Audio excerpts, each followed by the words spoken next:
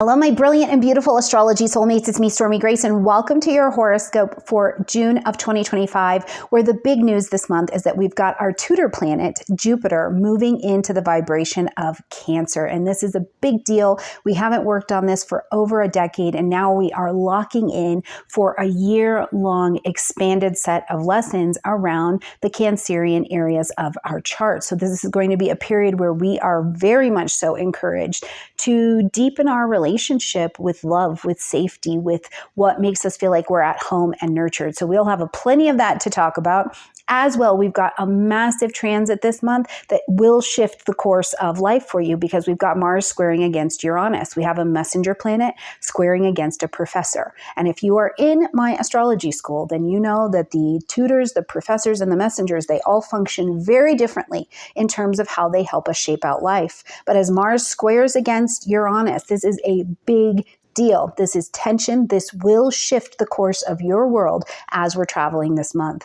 Now, like we do every single month, there are timestamps in the description box down below, so you can go right to your particular sign and have a listen. I want to always remind you that this is a general reading, and I love providing them for you and giving you a little bit of the landscape. But the best astrology is your astrology. You really want to be looking for where these are happening in your own particular chart. If you don't have your chart yet, I highly encourage you to go to one of the free websites, get it, or come and get one from me so that you can see very clearly where the degree points are at. So you can let every month, every transit, every lunation forecast that you're listening to really make a lot of sense against your own particular chart, okay? And if you yourself are ready to speak the language of astrology, if you want to know what happens when a professor gets activated, come and join me in GAFA. I would love to have you, love to be your astrology teacher, so I look forward to seeing you in there. It's all in the description box down below.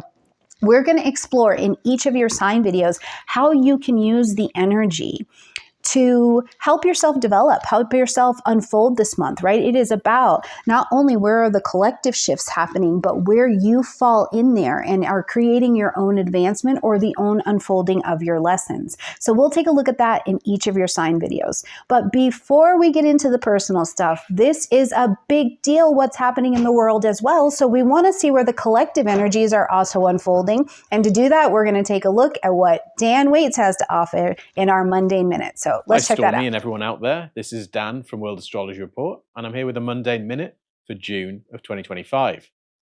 The big event astrologers will all be talking about in June is Jupiter's move from Gemini into Cancer.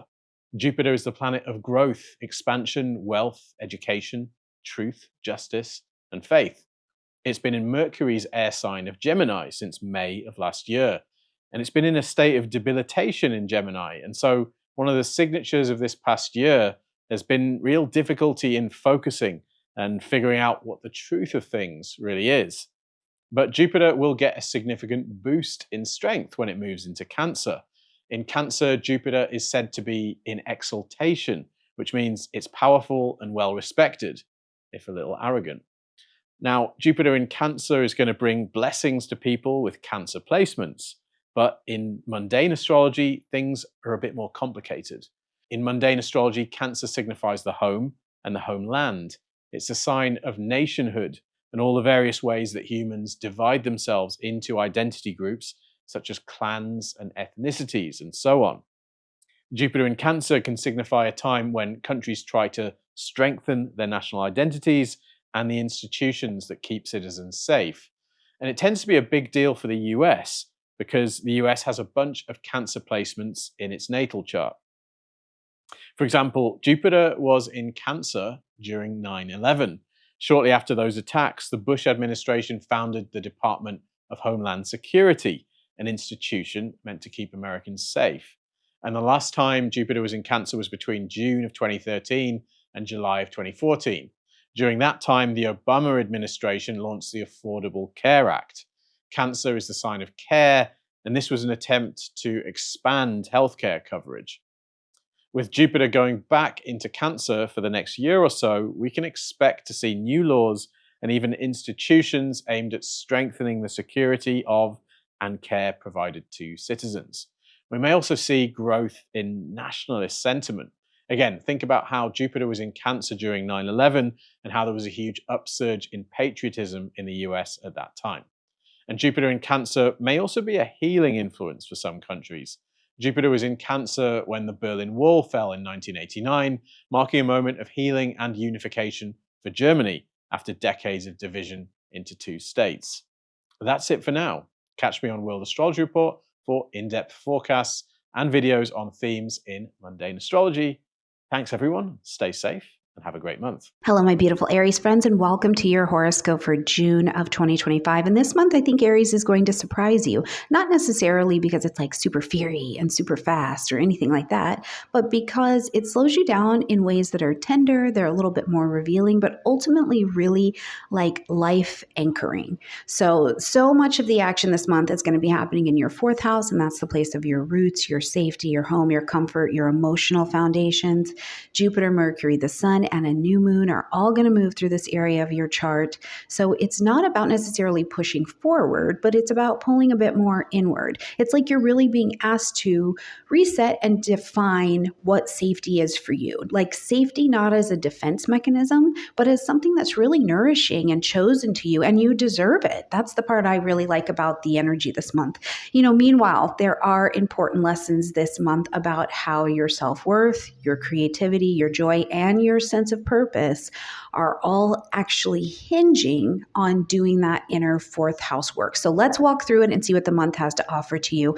And of course, your dates are on the screen. Okay, right here at the beginning of the month on the 6th, we've got Venus entering into the vibration of Taurus, coming home into your second house, bringing all of this attention to how you value yourself. And it's not a theory, it's a practice. It's about the tangible stuff, your money, your possessions, your income, how you bring income into yourself, your relationship with self-worth, right? It's self-worth. And the way that you regard yourself is how the rest of the world is going to regard you as well.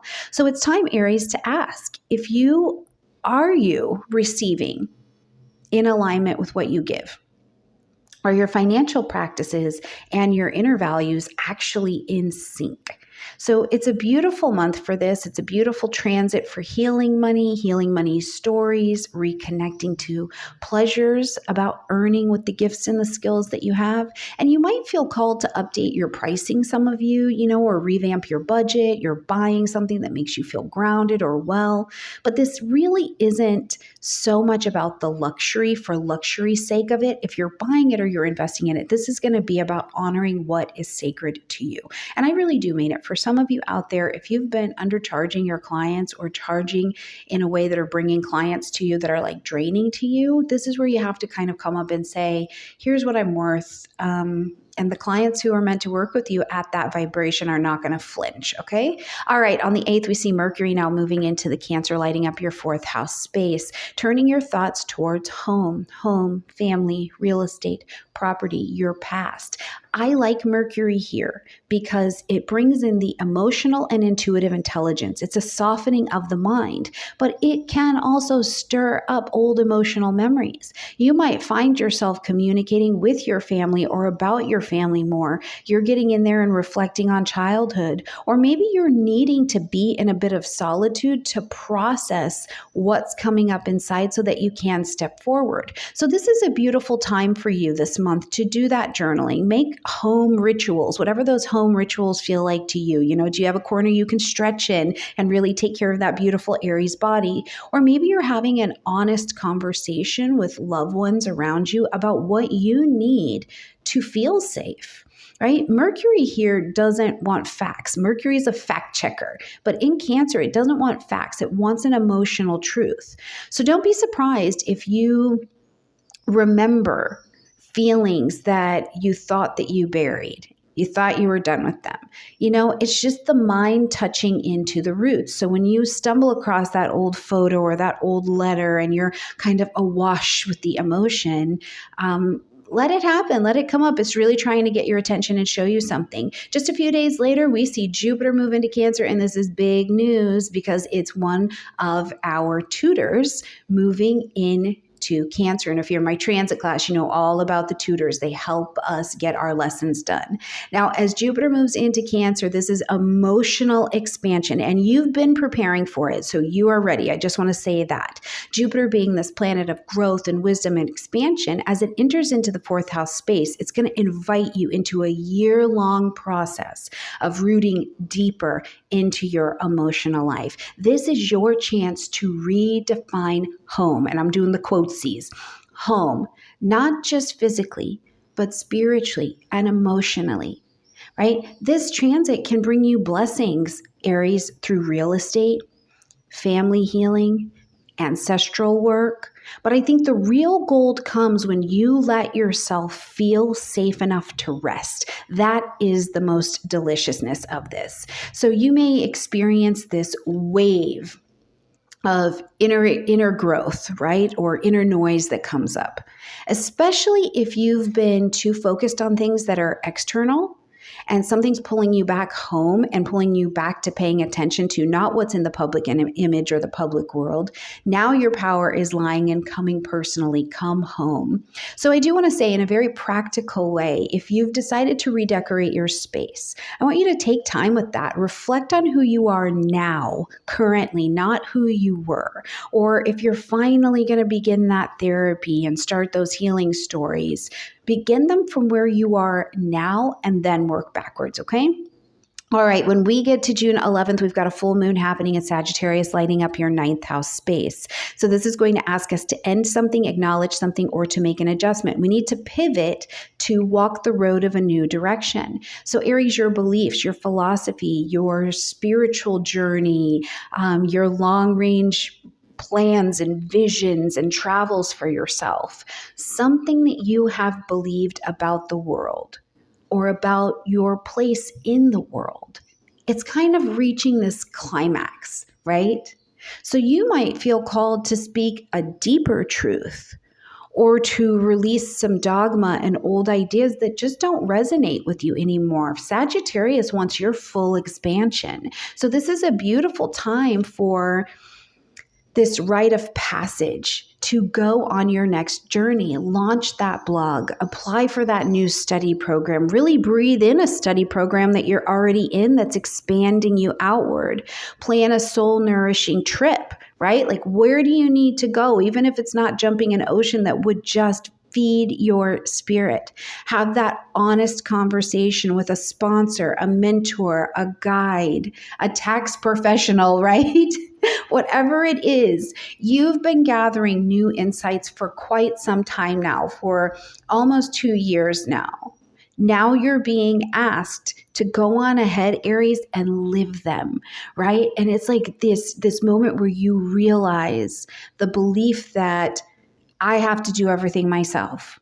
It's not really strength. That's trauma, right? Or you let go of the need to just be this lone wolf and it's just me and I'm just who I am. And you start seeking out communities that actually reflect the values that you're evolving into. There's a lot of freedom available in that transit. Now, the 15th, I would love for you to put a little circle around it on the month because it is a busy day. First and foremost, we've got Mars, who's rocking and rolling through this fifth house space in a square to Uranus in your second. And we've also got that Jupiter, who's just moved into Cancer, squaring into Saturn in your first house. So Mars, first of all, being your ruler there in the fifth house of expression, romance, pleasure, play, joy, creative joy, squaring off against Uranus in your second house, which is your money house and your worth house. Now, this can create sudden shifts around what you love, who you're drawn to, how you invest in yourself, financial things coming up around your children or a project that you are working on.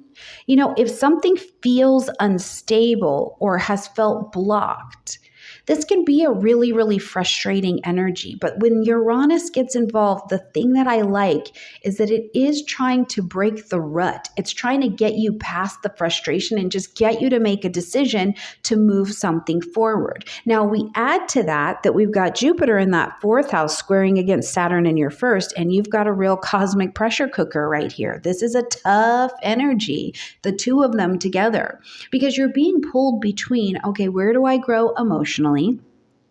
And where are these external expectations of what I'm supposed to be doing, right? So it might feel like your heart wants one thing, but your identity is demanding another.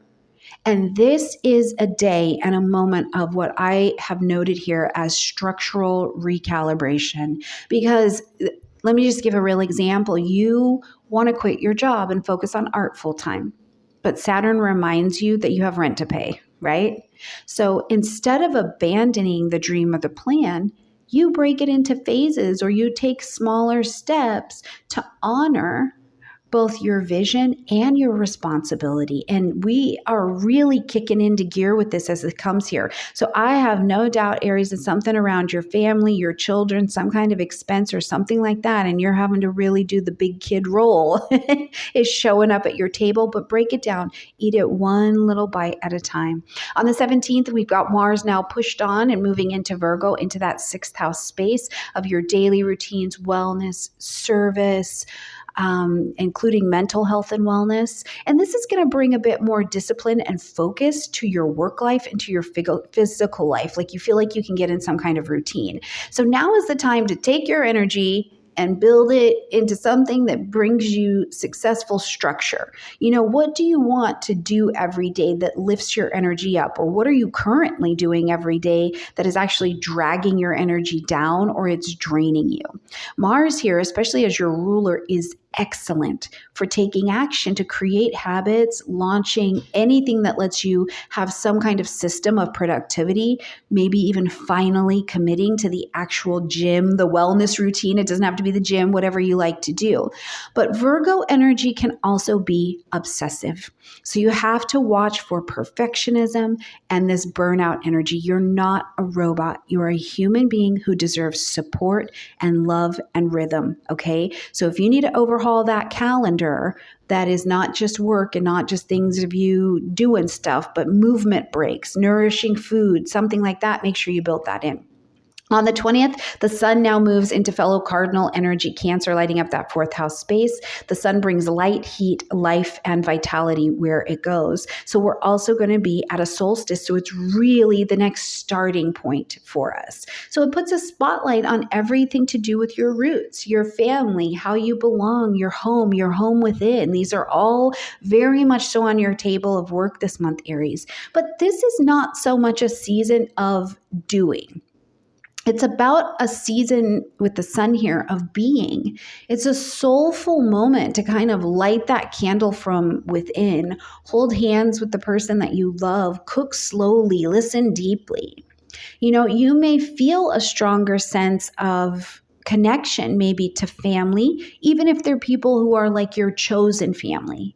Or you may feel something more deeply pulling you towards something in your ancestral line. The sun in Cancer wants you to remember, but it also wants you right now to remember that healing doesn't always come with forward motion. Sometimes it just comes from stillness, quiet, and loving what's already here. I love that. When we get to the 25th, we've got now the new moon in Cancer to support this energy. So here you're planting your seeds of intention. What does it mean for you, Aries, to feel safe in your own body, to feel safe in your lineage, to feel safe in your daily life? Well, this is the perfect time. You set those seeds of intention right now. Reparent yourself, build sanctuary, manifest a move if home doesn't feel like home to you. Light a candle, set your altar, let the moon whisper to your nervous system that you're allowed to, Cancer, Cardinal, begin again. And you can do it quietly, you can do it tenderly, but do it. Okay. I think it's a really great time at the new moon, if you can, Aries, to actually get pen to paper, write down what you need to feel safe and then start making those changes. Is it a new home routine, a conversation with a parent, a partner, committing to being willing to see and address the healing from some childhood patterns with help, and that is the key, with help. Now, as we're going to close out this month on the 26th, we're going to see that Mercury moves into Leo, lighting up your fifth house space. As Mercury lights up this fifth house space of joy, expression, children, pleasure, play, Mercury coming here is like your voice wants to shine. It wants to get very Leotian, right? So this isn't a transit for whispering. It's for storytelling. It's for talking. It's for saying out loud. It's from speaking from the space in your heart without apology. After weeks of emotional processing through the fourth house space, you get to play in and with what you've uncovered. This is a brilliant time for those of you who create content in any other way, whether it's, videos or you write books or you do podcasts, whatever it is. It's also going to be a time for dating, expressing your love language, sharing your perspective on things. It's a talking time. So whether it's through a social post, through a conversation with your child, maybe you're going to karaoke night, it's time to be seen and heard. Just make sure that it's not coming from wanting to perform, your ego getting involved, Aries, and you want to perform to look some kind of way, but express yourself from a really authentic, joyful place that is truly, truly you, because your truth is actually the way you Leo and share your art at the end of the month. All right, my beautiful Aries friends, I hope you have a great month. Let me know how it goes in the comment section down below. I look forward to seeing you in classes, and I will definitely see you every week, and I will see you next month. Hello, my absolutely beautiful Taurus friends, and welcome to your horoscope for June of 2025, where this is a deeply personal month for you, Taurus, and it begins with Venus, your ruling planet, coming home into your first house, reminding you of your softness and your worth. But it quickly also opens up this conversation about how you think, how you speak, how you connect, and how you attract things to you. Now, we're going to cluster all of that energy with a massive activation to your third house as well. And we've got a full moon that's going to be shining in your eighth house. So the invitation to me is very clear this month, Taurus. It's time to both be heard and to be deeply understood, and to be deeply attracting to you what you would like to experience. Now, there's also some movement around your self-identity, of course, because this is happening in the first house. There can be some things that come up for you around emotional history and how your inner voice, Taurus, has been shaped by either fear or faith. So June is a month that I think invites you to take the mic back, to choose your words that you're speaking that come from your soul, to write a new story, one that begins inside of your body and ripples outward through consciousness, through heart-centered communication, and is really in alignment with your values. So let's jump in here and walk through this together, Taurus. At the beginning of the month on the 6th, Venus comes home into Taurus, lighting up your first house space. And remember, Venus is not a hustle hard planet. So Taurus, listen, you're ruled by Venus. If you are out here on that mad hustle, your nervous system is probably having a breakdown. That burnout, that space in your body is probably having a hard time. Venus is an attracting in only planet. You are meant to be on chill. Learn how to point your hips at it, Taurus, and tell it to come to you, right? So as we begin the month and Venus makes this movement, first of all, I want you to get wrapped up in the radiance of yourself. I want you to get wrapped up in self-worth, in beauty, enjoying the magnetism that comes when Venus comes back into your sign and into the first house, because this is your planet in your sign, blessing your body, your aura, your voice. You may feel more confident, more sensual, or maybe even inspired to honor your aesthetic, your appearance, right? Because energetically, you've got a lot going for you. So be very, very intentional with it. Now, it's also a great time, I think, Taurus, to really truly pay attention to how you are pampering your body, right? When Venus comes back and we're spending more time in our bodies, we're looking at, how is my skin? Is that mole supposed to be there? Am I another year older and my skin actually needs different products to refresh my look or to make sure I'm taking care of it, right?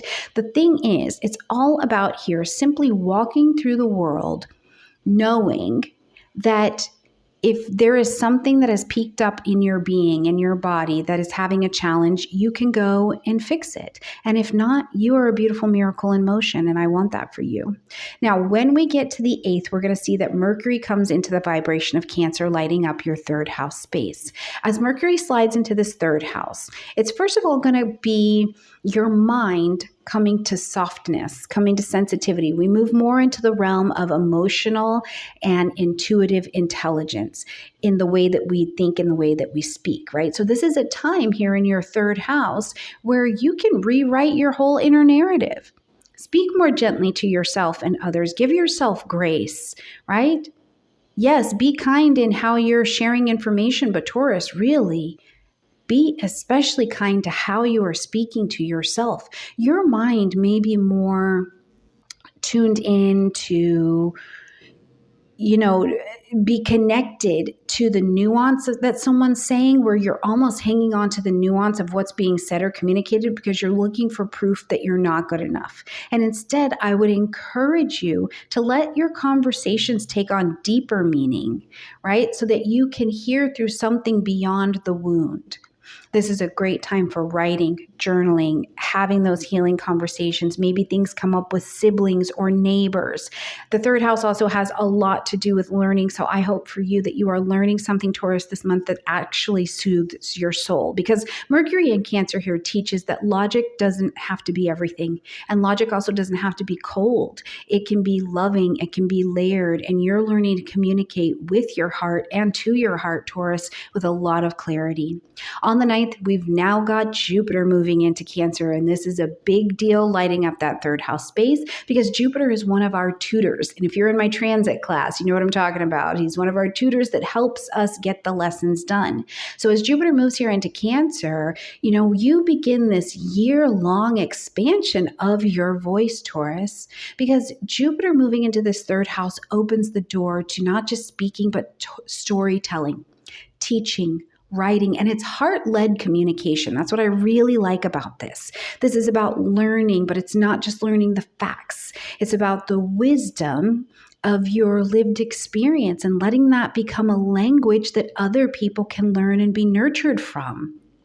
So because this also goes to that Cancerian place, which can sometimes take us back, you may be called to write more, speak more publicly, these kinds of things. And it's actually causing you to go back into your past in some way and recall a time where you felt like there was a lack of structure or a lack of safety or nurturing, and how you came to the other side of it.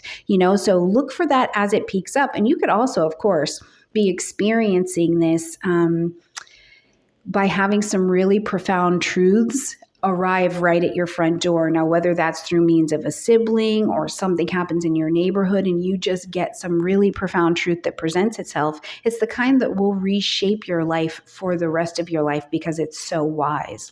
Now, when we get to the 11th, we've got this full moon in Sagittarius in your 8th house space, and these are deep waters. These are intimate truths. This is the place I call of intimacy and assets. You see into me. So at a soul and material level, really, there's so much vulnerability here, because if whatever we're connected to, if something happens to it, then something also happens to me, right? So while it can even be hidden, it can be a trauma or a secret or a great joy or a desire, things start to come to light and then it shifts everything. Now, at the full moon, we're being asked to end something, acknowledge something, or to make an adjustment. And so what often happens at the full moon, before we pivot and change our course of direction, something hidden has to come to light, especially around trust, especially around intimacy, power, financial things. You might feel really emotionally raw, Taurus, and that's okay. Let it come up, because you're being asked to release an old pattern of fear. And I really want to say that this pattern is very Sagittarian. It's like this pattern of fear of I'm too much for other people to handle, right? The 8th house doesn't do small talk. It wants depth. It wants realness. It wants emotional courage. It wants what you're passionate about and you desire to come to the surface. So whatever is coming up for you that's trying to be revealed, this is a beautiful full moon for you to do that therapeutic work so that you can come to the other side, get that mentorship so that you can integrate your shadow and your light and really have this energetic cleansing. amazing, okay? When we get to the 15th, it's a very busy day energetically, so I would love for you to circle this on your calendar. First and foremost, we have Mars in a square to Uranus, and those two can get rowdy. But then right behind it, we've also got Jupiter in a square to Saturn as well. So we have just got, it's a loaded day, right? There's tension. There's a lot of cosmic tension going on here. So first and foremost, we've got Mars here in your fourth house space, okay? And it's squaring against Uranus that is in your sign and almost done with you. This is inner tension. And it's like it suddenly demands an outer action from you.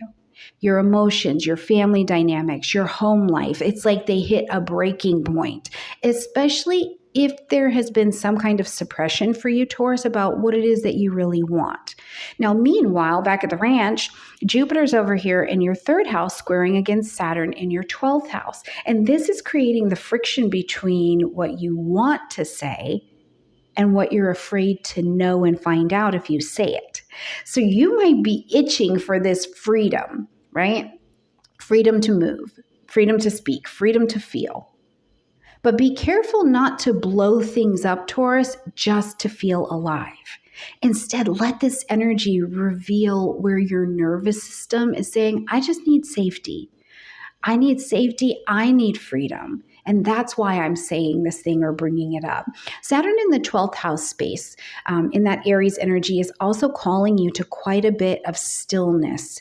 And I think it's, again, a place where it's indicated this month, Taurus, of facing the fear. And what happens when you get into that stillness and your head starts going, the head game starts kicking off, right? What's going on? What's coming up for you? What I would encourage you to do is to speak from the truth, settle yourself, be in the voice of the silence. Don't speak and act from panic. On the 17th, Mars is going to enter into Virgo, lighting up your fifth house space. And I love it because, Virgo being an earth energy just like you are, we're going to see this in the material plane. And Mars wants to do something. So it wants to make joy a priority. This is a gorgeous placement for activating your creativity. Maybe there's some romance that you wanted to get into, even if it's just romancing you. If there's a business or a creative project you wanted to start, pursuing something, Taurus, that lights you up, that brings that joy and that play. After all of the inner work of the past few weeks, this transit is a reminder that it is time to create something beautiful just because you can, from what you learned, and to do it in the most joyful way that is available. So truly, whether you're starting that new creative project, you're going to a hobby because you can just do things because they're joyful, or you want more fun in dating, this is a green light transit. Just be mindful not to be too Virgo shadow side, which is hypercritical of your own creativity. Don't put yourself down, right? Virgo wants precision, but we don't want precision and perfectionism here at the cost of joy. Be messy if that's what it is. On the 20th, the sun enters into Cancer, which is an energy you're very compatible with. And as the sun now joins Jupiter and Mercury over here, it's warmth. The sun's bringing light, heat, life, and vitality, right? And it's showing you how to connect with other people and share your thoughts, share your voice. This is the solstice, so it's also a turning point in the year. And for you, it may also feel like, Taurus, like literally your voice is being reborn in some way.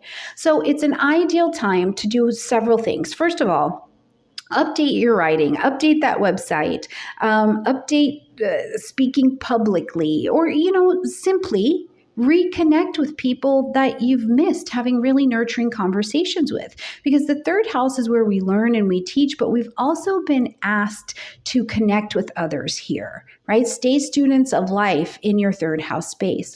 On the 25th, we've got a new moon happening in Cancer, bringing more energy into your third house space. And at the new moon, you're offered a pretty sacred opportunity to plant your seeds of intention. And this is going to be around new communication. And plant new seeds, right? Don't plant old seeds. Plant new seeds of communication, education, connection, relationship with your siblings, that book. If you felt like your voice has been stuck or stifled, this is the moment to plant those seeds and reset the narrative, the story that's even been going on in your head, Taurus. What do you want to say? What does your heart need for other people to hear you say right now. I think it's also a beautiful time to create, Taurus, for yourself, if you don't already have one, some kind of writing ritual. Bring writing into your life, because in finding our voice, sometimes when we put pen to paper, this is a game changer. Look at how you can connect with your local community. Look at, are there any relationships with neighbors or with siblings that need some repair or rebonding? This is a great time to look at that, because communication doesn't need to be perfect. It just needs to be honest. Now, as we're going to close out the month, my beautiful Taurian friends, Mercury is going to enter into Leo, lighting up your 4th house space. This is home, family, real estate, and property. So as Mercury now moves out of those waters and moves over here into fire, where it can move very quickly, it's brimming with warmth and very Leo expression, right? So you've been spending all this time while Mercury was in Cancer thinking and speaking and being a little bit more inward. And now you're like wanting to be more outward, even speaking about your lineage, speaking about your roots, speaking into the portions of yourself, even your emotional foundations that nobody really gets to see into, but you're sharing them. So it's an ideal time if you needed to have conversations or make decisions with family members.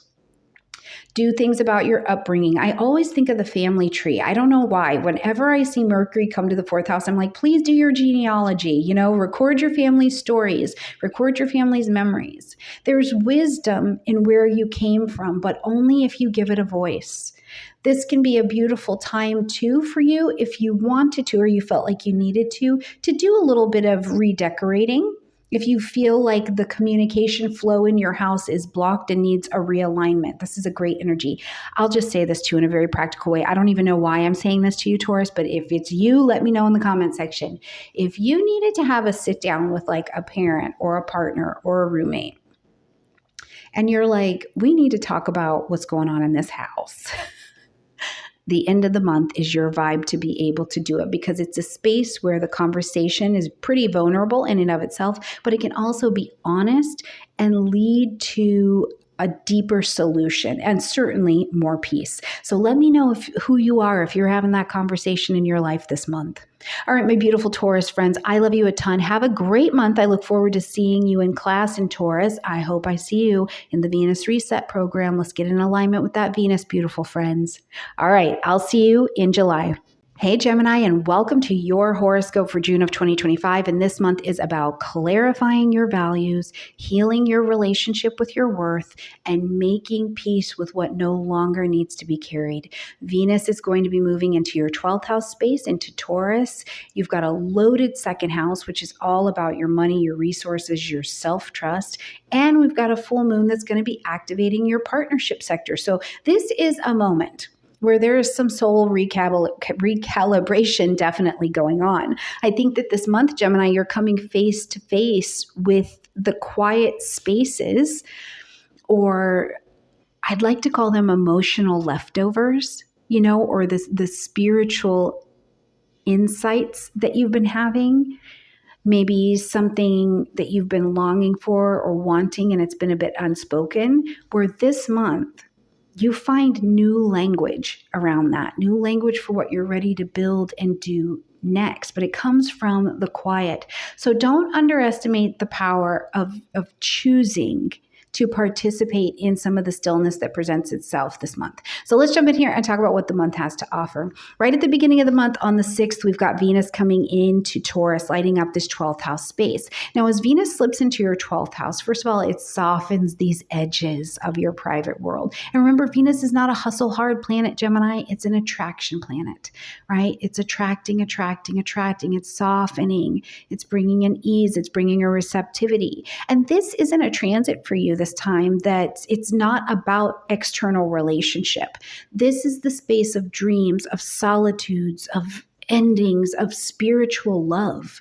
Venus here is drawing your heart inward. It's stirring those long lost affections that you have. It's stirring those karmic connections, or a deep longing for something or someone where it can almost feel like it's just out of reach. And Venus is calling this to you. It's literally calling it to you, and you get clarity and closure around it. It's a beautiful time too to do the most Venusian in Taurus energy thing that you can do, and that is to rest, retreat, and to reconnect with what is truly sacred to you. Don't force productivity. You're already ruled by Mercury, my beautiful Gemini friends. Your nervous system is so sensitive, and your nervous system right now might be asking for a pause. We are not built to be taking on all that is really going on out here in the world right now, right? And not recalibrating and having a break in our systems. So it's a great time to get a new relationship with receiving and being valuable when you're resting, retreating, and reconnecting. On the 8th, we've got Mercury moving into Cancer just a day before we're going to see Jupiter make that move into Cancer. But we've got Mercury moving into Cancer, lighting up your second house space. Now, Mercury being your ruling planet, when it comes into Cancer, it's all about the resources. It's about self-worth, right? But when Mercury comes into Cancer, it can't just whip and zip around. It's not getting these quick factual pieces of information. Logic is good stuff, but we start to move from the place of being just logical into the emotional and intuitive intelligence space. The stories you've been telling yourself about your value are now going to come under a very loving review. You know, you may feel more emotional or more reflective, Gemini, about money, about income, about how you treat yourself on a material or a spiritual level. And it's a time for you to speak gently to of and about yourself, about your body, about your budget, about your values. Start rewriting your money story and your money narrative from a place of more emotional truth. What beliefs about security and deservingness need to be updated? Because what does safe actually feel like in your system right now, Mercury? Right? Mercury. I called you Mercury. That's so sweet. I just really want you to be the Mercury Geminis, but you are, okay? So something you could be realizing too is that you've been avoiding looking at your finances because of shame. Cancer can get in there and can go pretty deep. So instead of spiraling, light a candle, put on some soft music, go to the place of ease, open up your banking app and do it with compassion, breathe through it, and start to make a new plan. Mercury is a decision maker here, but it's got to come from more of the place of the emotional landscape. Now, just a day behind that, Jupiter is going to move into Cancer, lighting up the second house space as well. And now expansion begins. Jupiter enters your second house, and it brings this year-long invitation to grow your income, to refine your values, to increase your availability to receive. But this doesn't come from that hustle culture place. It just does not. Jupiter in Cancer is literally the story that's saying to you, Gemini, abundance grows where safety lives. So where are you ready to nourish your inner and your outer so that you can have this financial stability? Now, you may have new opportunities to earn some kind of income or have money flow towards you, but more importantly, you may have the experience of a spiritual shift in how you relate to money, and that's what kind of changes the current, right? Self-worth, not self-sacrifice, becomes the foundation because you don't need to become any more worthy, Gemini, of more. You just need to honor where you already are. And I think one of the ways that this can happen is Jupiter is so much about mentorship as well, that maybe this is the month where you go, okay, I'm not going to figure it out by myself anymore. And you invest in that coach or that course, and you're not doing it out of fear or panic, but because your gut says, I'm ready and I'm ready to be mentored. And this is not about the money. It's about reclaiming my value and understanding the vibration of money differently, right? It's a very aligned action. Okay, on June 11th, we've got the full moon happening in Sagittarius, which lights up your seventh house space. Now, the full moon asks us to end something, acknowledge something, or to make some kind of adjustment. We have to pivot so that we can commit to a part of the path that actually still needs our attention. Now, I do think for you, Gemini, something is coming full circle here, right? It's an important conversation, a contract. For some of you, it may be the realization that some kind of partnership, business, spiritual, romantic has absolutely run its course. Whatever it is, this is still a full moon, so the emotions may rise as you see your patterns more clearly through that mirror that we call other people. And they are the most complicated thing I've ever done, right? So this is a moment of honesty here. What do you really want in a relationship? What's really going on in your relationships? In your relationships, are you still playing out an old story, Gemini, of being misunderstood, undervalued, overly accommodating? Letting go of people pleasing will let in those who want to meet at this level of you, at this level that you can serve, where you say, this is what I really need, this is what I really have to offer. But your clarity is coming through this. Okay, the 15th, Gemini, is a busy day. I would love for you to circle it on the calendar and just be aware. First of all, we've got Mars in a square to Uranus, and this can always be intense energy just in general. Okay, just in general. But then we've also got Jupiter in a square to Saturn. So we've got the gas and the brakes, and they are in square to one another. So Mars here is lighting up your third house space, squaring Uranus in your 12th house space, of course, in the general. And this brings tension between what you want to say and what's been buried. So this could look like a sudden emotional outburst. It could look like a truth that you didn't mean to blurt out, or that someone didn't mean to blurt out, or a desire to burn bridges that don't honor your boundaries. Meanwhile, back at the ranch, we've got Jupiter in a square to Saturn, and this is activating a conflict between you and your values and the long-term vision that you have for your life, your community, your friendships, desires that you want to be in communion with other people. So this day, I feel like, can bring you to a place of choice. Do I really need to say this, right? Am I speaking from reaction?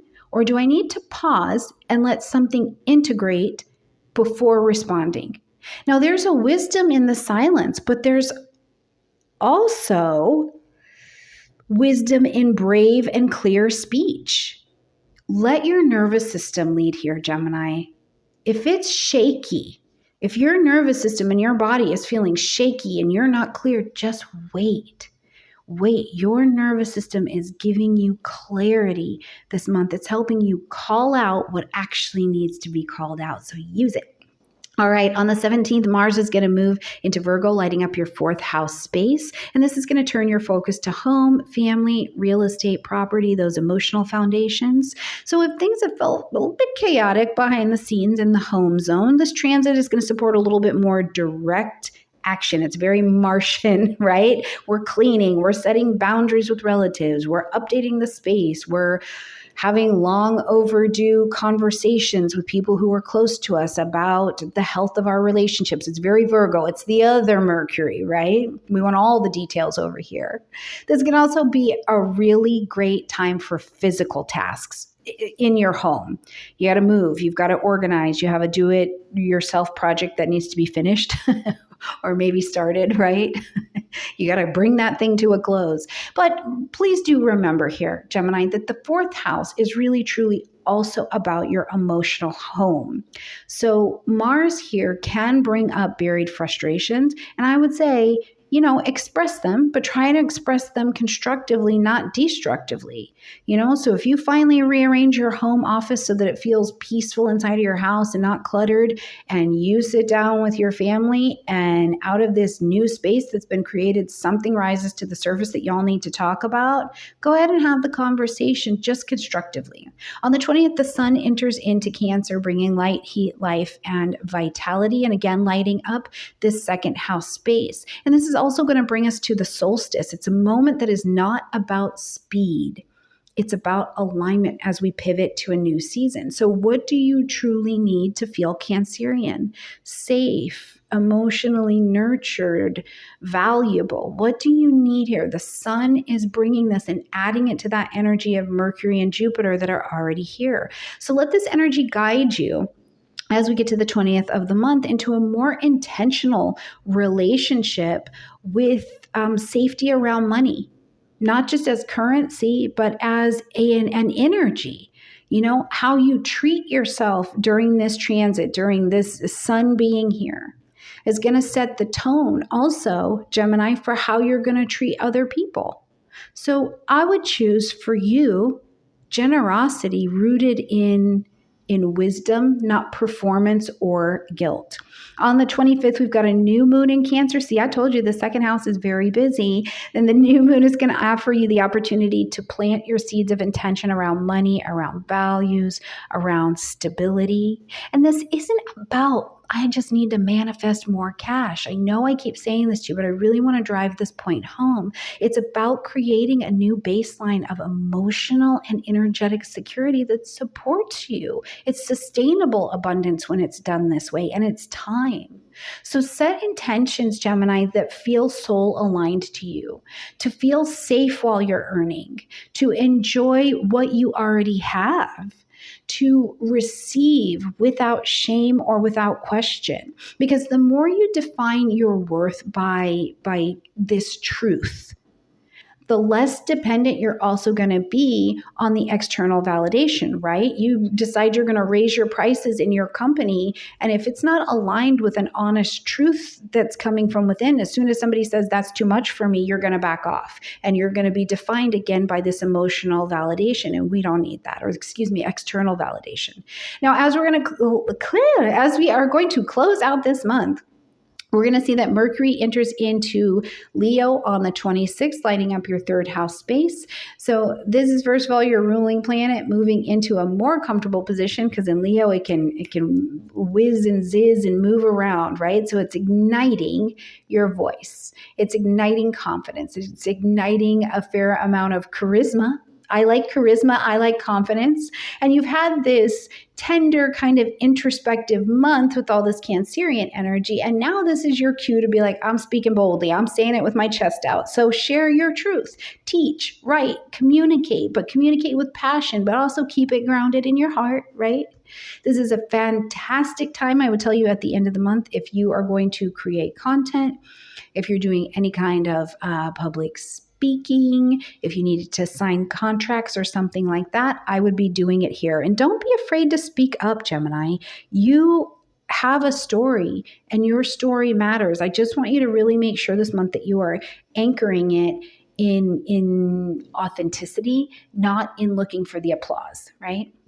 All right, my beautiful Gemini friends, I think you're going to have a gorgeous month. You have the opportunity for it. There is a cosmic conspiracy to have your life on fleek. I don't know if we say that anymore, but I hope that you get to experience all of this month. And I will look forward to seeing you in class, and I will look forward to seeing you in our next video together. Bye, Gemini. My beautiful Cancer friends, and welcome to your horoscope for June of 2025, where this month is yours, beautiful Cancer friends. And I'm not talking about in the cute happy birthday season kind of way, which happy birthday, by the way. I mean in a soul sense. You are being rewritten from the inside out with Mercury, Jupiter, the sun, and a really delicious new moon all landing in your first house, in your sign. This is a season of self. Your thoughts, your body, your presence in the world, it's all being redefined, and it's on your terms. And I think it's beautiful. But it's not just about you. Also, there's a full moon that's going to be landing in your sixth house that is going to ask you to take a look at how you work, how you live day to day, how you heal. These are going to be really important concepts.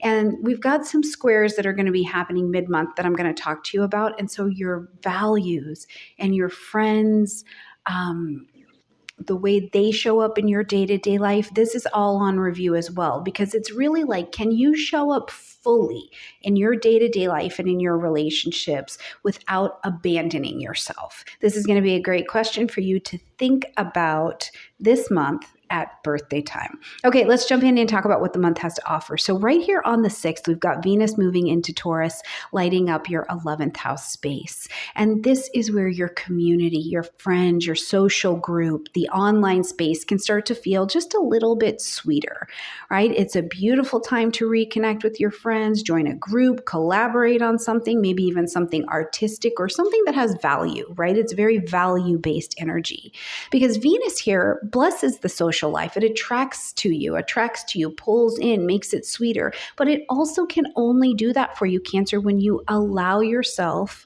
to be seen as you are and allow yourself to receive the goodness that is coming to you.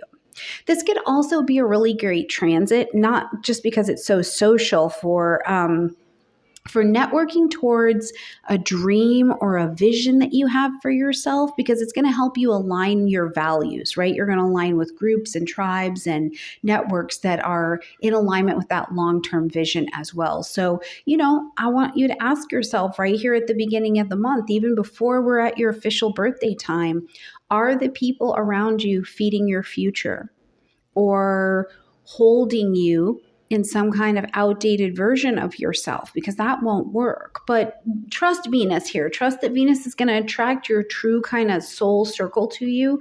But you just have to show us who you are and then accept who you are so that you can have these people land. And you're going to land right where I think you belong this month.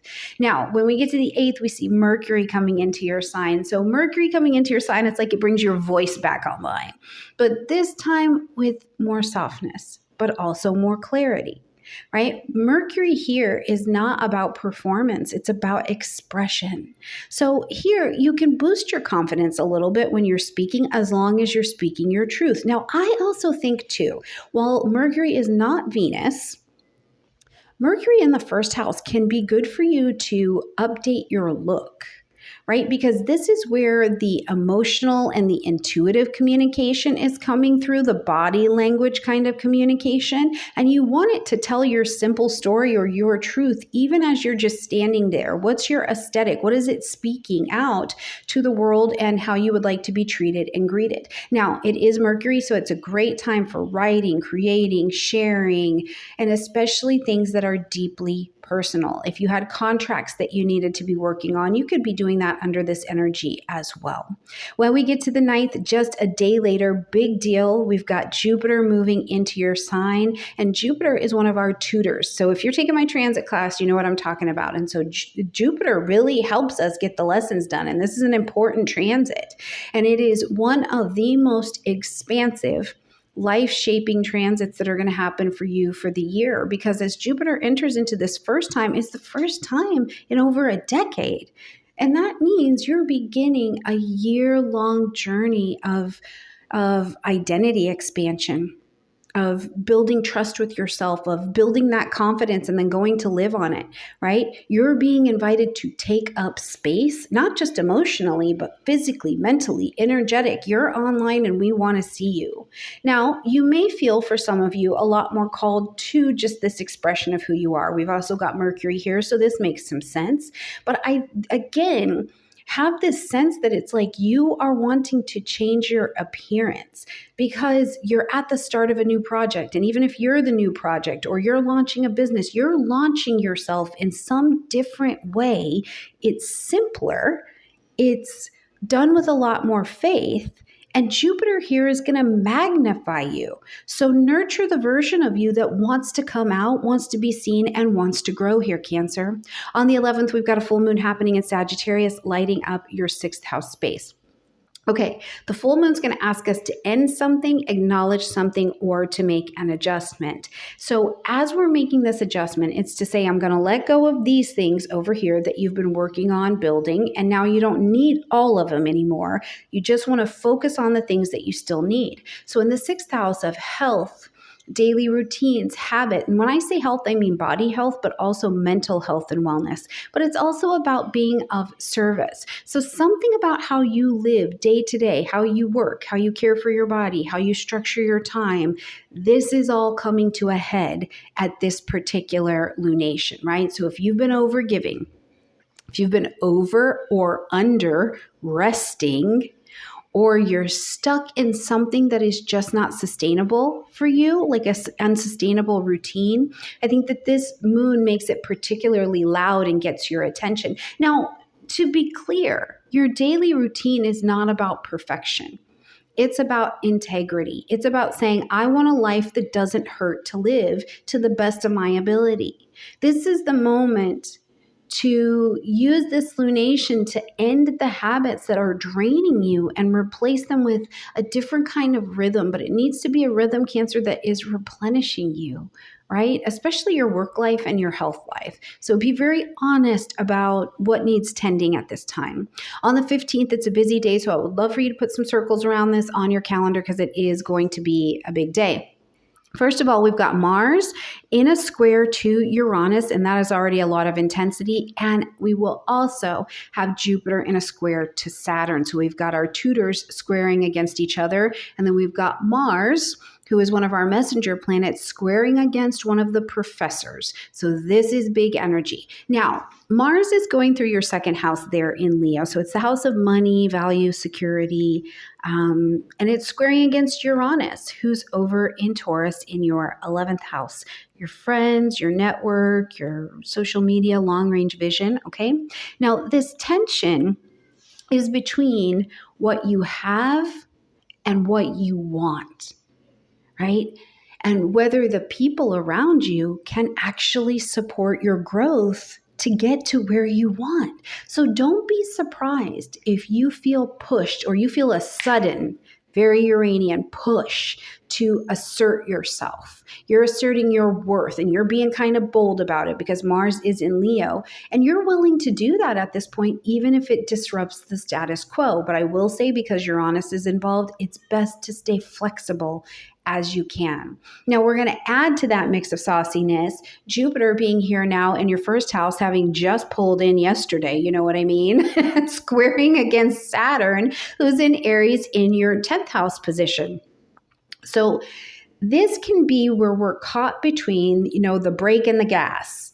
You may feel like, I want this personal expansion, but I have this professional or I have this family responsibility.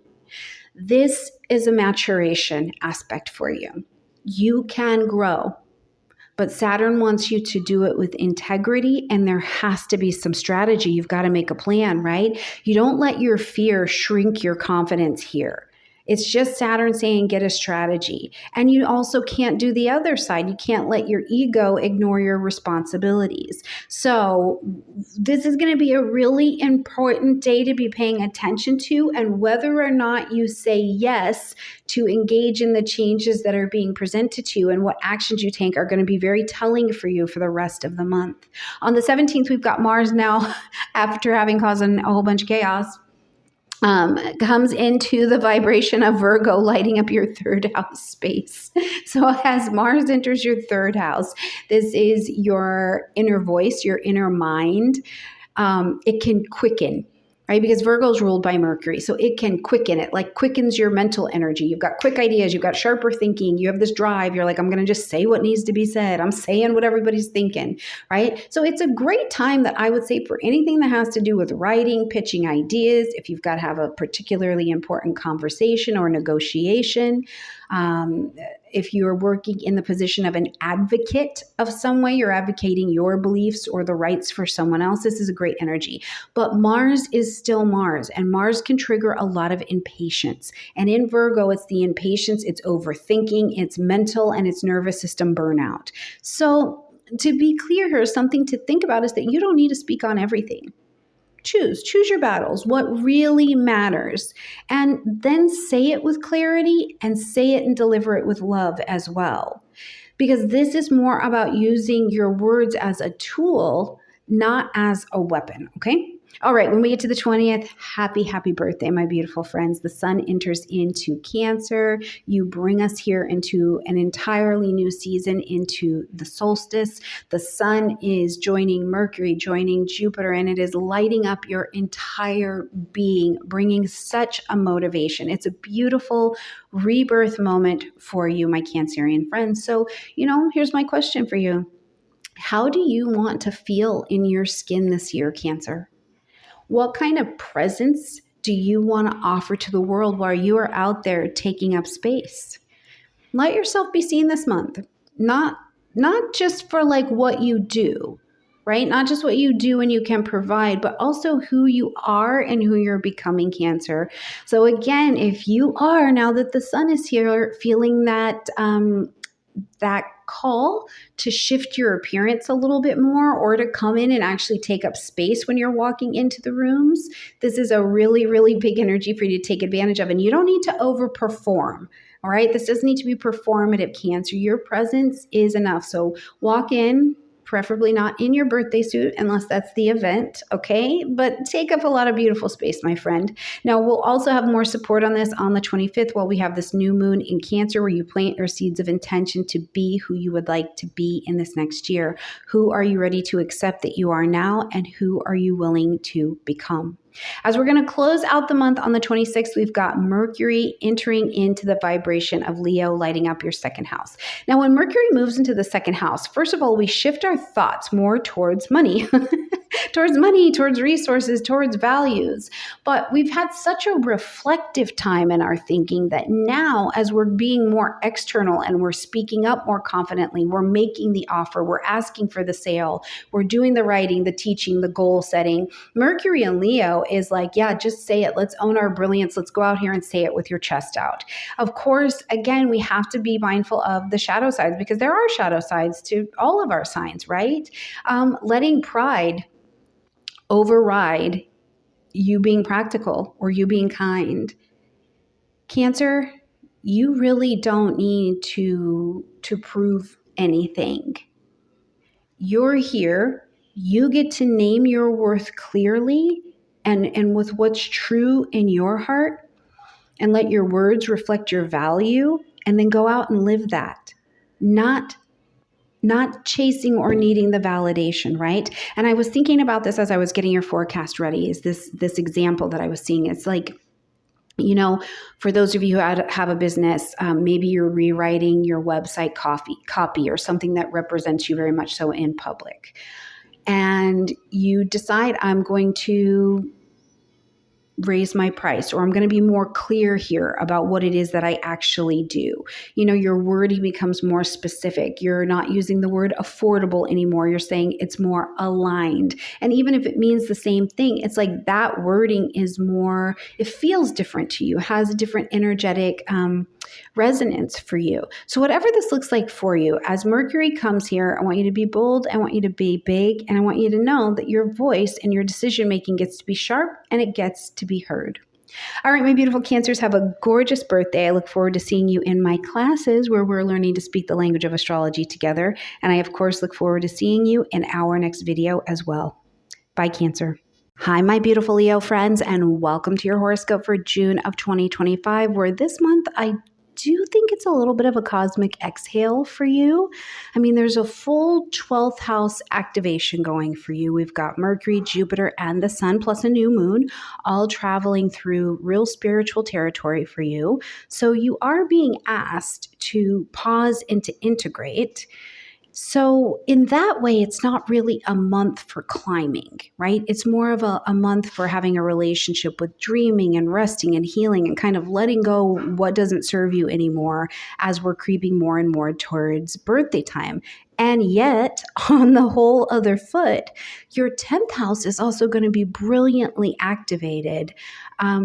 And this is kind of bringing that tension up of who you are privately, but then also how you're seen publicly, right? So we're going to have this bit of dynamic that we're going to be playing with. So let's jump in here and walk through this, okay? So starting at the beginning of the month, we've got Venus entering into home territory of Taurus, fellow fixed energy just like you, but Taurus is fixed Earth, and this lights up your 10th house space. So as Venus is moving through your 10th house, this is about career and public reputation and visibility, titles or reputations that you carry in public. So this transit in and of itself is an attracting transit, right? It's calling things to you. It's bringing in ease and magnetism, some beauty to your professional world. And one of the ways I see this being activated for you is that people may see you as more approachable, more graceful, more aligned right now. You can be receiving praise or recognition or some kind of new opportunity that's coming your direction. I would tell you because you have this in the 10th house, if you did want to be known or recognized for something, put your case out there. This is the time this month to put it out there, right? If you want to ask for that raise, you want to go for a new position, you want to put that picture up on social media in your new bathing suit, like whatever it is, if you're looking to have eyes on you, Leo, this is the energy to do that with. It is also a great time too to refresh anything that has to do with your public presence. So if you have a resume or a CV, maybe it's your media kit or your website, right? The way that you show up, even if you're not physically showing up, it's great to go ahead and improve the aesthetic of those things. With Venus here, I suppose the question that really comes up for me to ask you is, in this very public area of your chart, Leo, do you like how you are being seen, right? Because if you don't like that, we need to adjust, because the success without alignment and without dressing for how you'd like to be addressed and calling those things into you, that's not really going to be perceived as success, okay? All right, on the 8th, we've got Mercury entering into the vibration of Cancer, lighting up your 12th house space. And so this brings Mercury into a more intuitive intelligence and emotional intelligence space and turns your mind inward, right? Your thoughts can become more private, or they're more tender, I would even say, and certainly more reflective. So this is a beautiful time for watching what's coming up in your dreams, for spiritual study, working on things behind the scenes, creating more space to just listen to your subconscious or be in the silence with yourself and see what comes up, right? Now, this is also a good time to, while you're speaking less and feeling more, to see if there just are threads of old things that need to be let go of so that something new can come in. And not all of the threads that run through us are spoken, or not all of the threads that run through us that are ready to be discarded have we been able to actually put words to or speak them out loud. I really think that this is a beautiful time for you to let your intuition, let your nervous system guide you into kind of nurturing yourself through this particular transit, because the silence or getting more quiet or coming into a relationship with rest doesn't mean, first of all, that you're being unproductive or that nothing's happening. It's more that it's like, this is the insight. You know, the insight becomes the space where you see your next move, your next step as to where you need to go. Now, just a day later, we've got a massive transit where we've got Jupiter, who is one of our tutors. And if you're in my transit class, you know all about the tutors, right? So you know this is a big deal. As Jupiter is moving into Cancer, into your 12th house space here as well. Now, Jupiter coming here is launching a year-long cycle of inner expansion, of spiritual growth, of soul healing, of looking at the things that are your own undoing. And really, I think that this is the quiet, not before the storm, but before the breakthrough.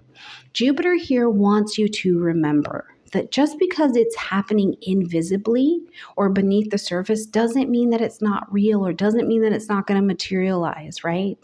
In fact, the most important things that you will do this year, Leo, I think, as much visibility as you have, the real important stuff is not going to be seen by others, but it's going to be the things that transform everything for you. So if you are feeling, Leo, a little bit more drawn to therapy, to spiritual study, to retreats, to a little bit more solitude, as long as it's not isolation, that this is a great time where a lot of karmic baggage can be put down. You can be working on deeply forgiving, maybe restoring faith even in yourself. The outer world is out there, but your inner world, I think, is definitely taking shape and blooming. On the 11th, we've got a full moon in Sagittarius lighting up your 5th house space. Now, the full moon's going to ask us to end something, acknowledge something, or to make an adjustment. You've been working on something for about almost the last 2 years, and now it's time to say, okay, I've gotten this much of it done, and now I need to pivot, let go of the things I finished, and only commit to working on the things that still have purpose, right? Now, in your 5th house, this is the house of joy, pleasure, play, romance, creative expression. So I do think, Leo, this is a fellow fire moon. So something that you either created or you wanted to create, like you've longed, there's a longing sense about this, it's gonna reach its climax here. We're gonna see it. We're gonna know a little bit more about it. And you may feel a little bit more emotional around this desire. Maybe it's a desire to be loved, to be celebrated, to be seen, to really be who you are, something like that. This moon is inviting you to reclaim that. Reclaim joy. Reclaim yourself. It's your birthright. If you've been putting your creative self on the back burner and you're like, I've been being responsible, I've been being service, this is the time to kind of return to that play and that passion. And it's really very, very heartfelt. So you sing, you dance, you cry, you paint, and you just do it because you like it. Full permission, okay? On the 15th, big day. We need to pay a lot of attention to what's going on and around the 15th, because we've got Mars squaring Uranus and Jupiter squaring Saturn. And this is all happening on the 15th. So please note this on your calendars because it is an intense day. First of all, Mars is still in your sign, okay? So, and it is squaring against Uranus. So we have a messenger planet squaring against a professor. This is a big deal. Now, as these two are squaring against each other, Mars in the first, Uranus in your 10th house, this is creating a tension between your identity and your reputation or your career trajectory, right?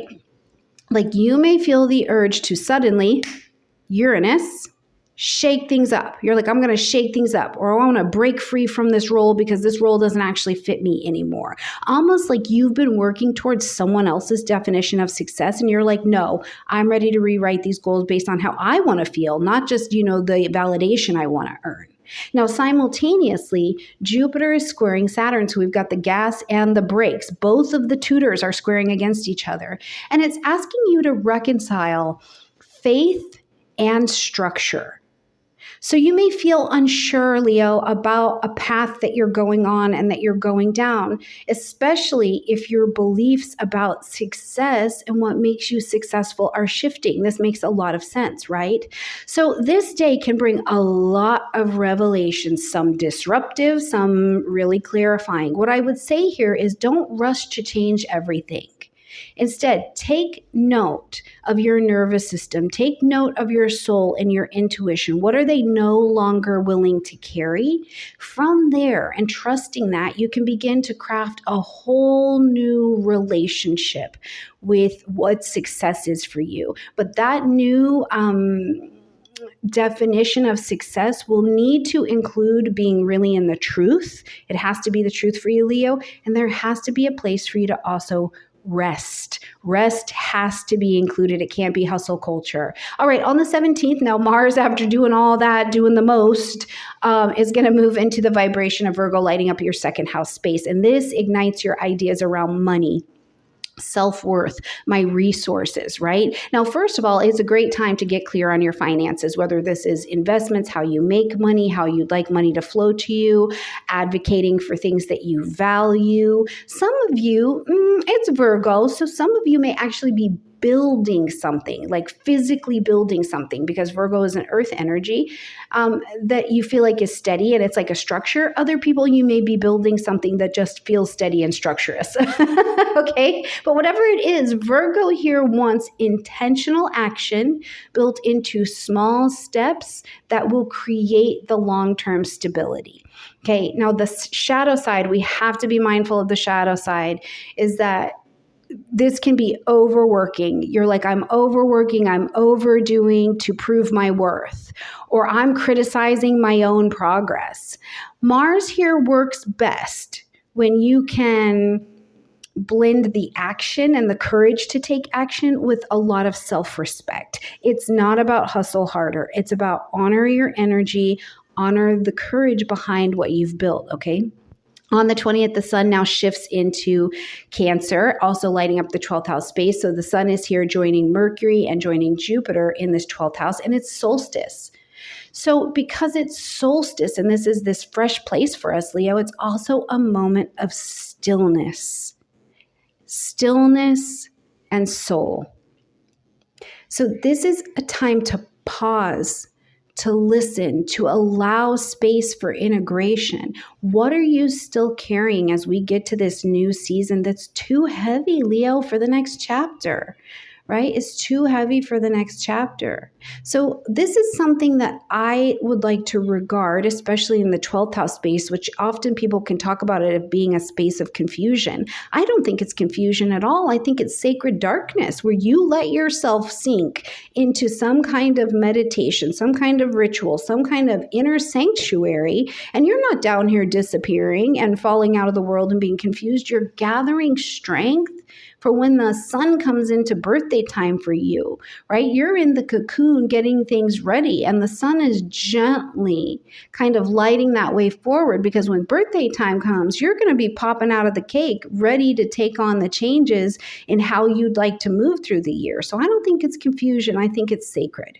On the 25th, we've got some support to this because we've got a new moon happening in Cancer, also now in the 12th house space. So you're planting your seeds of intention to hold the wisdom of what surrender gets you, right? I used to hear this phrase, surrender to win.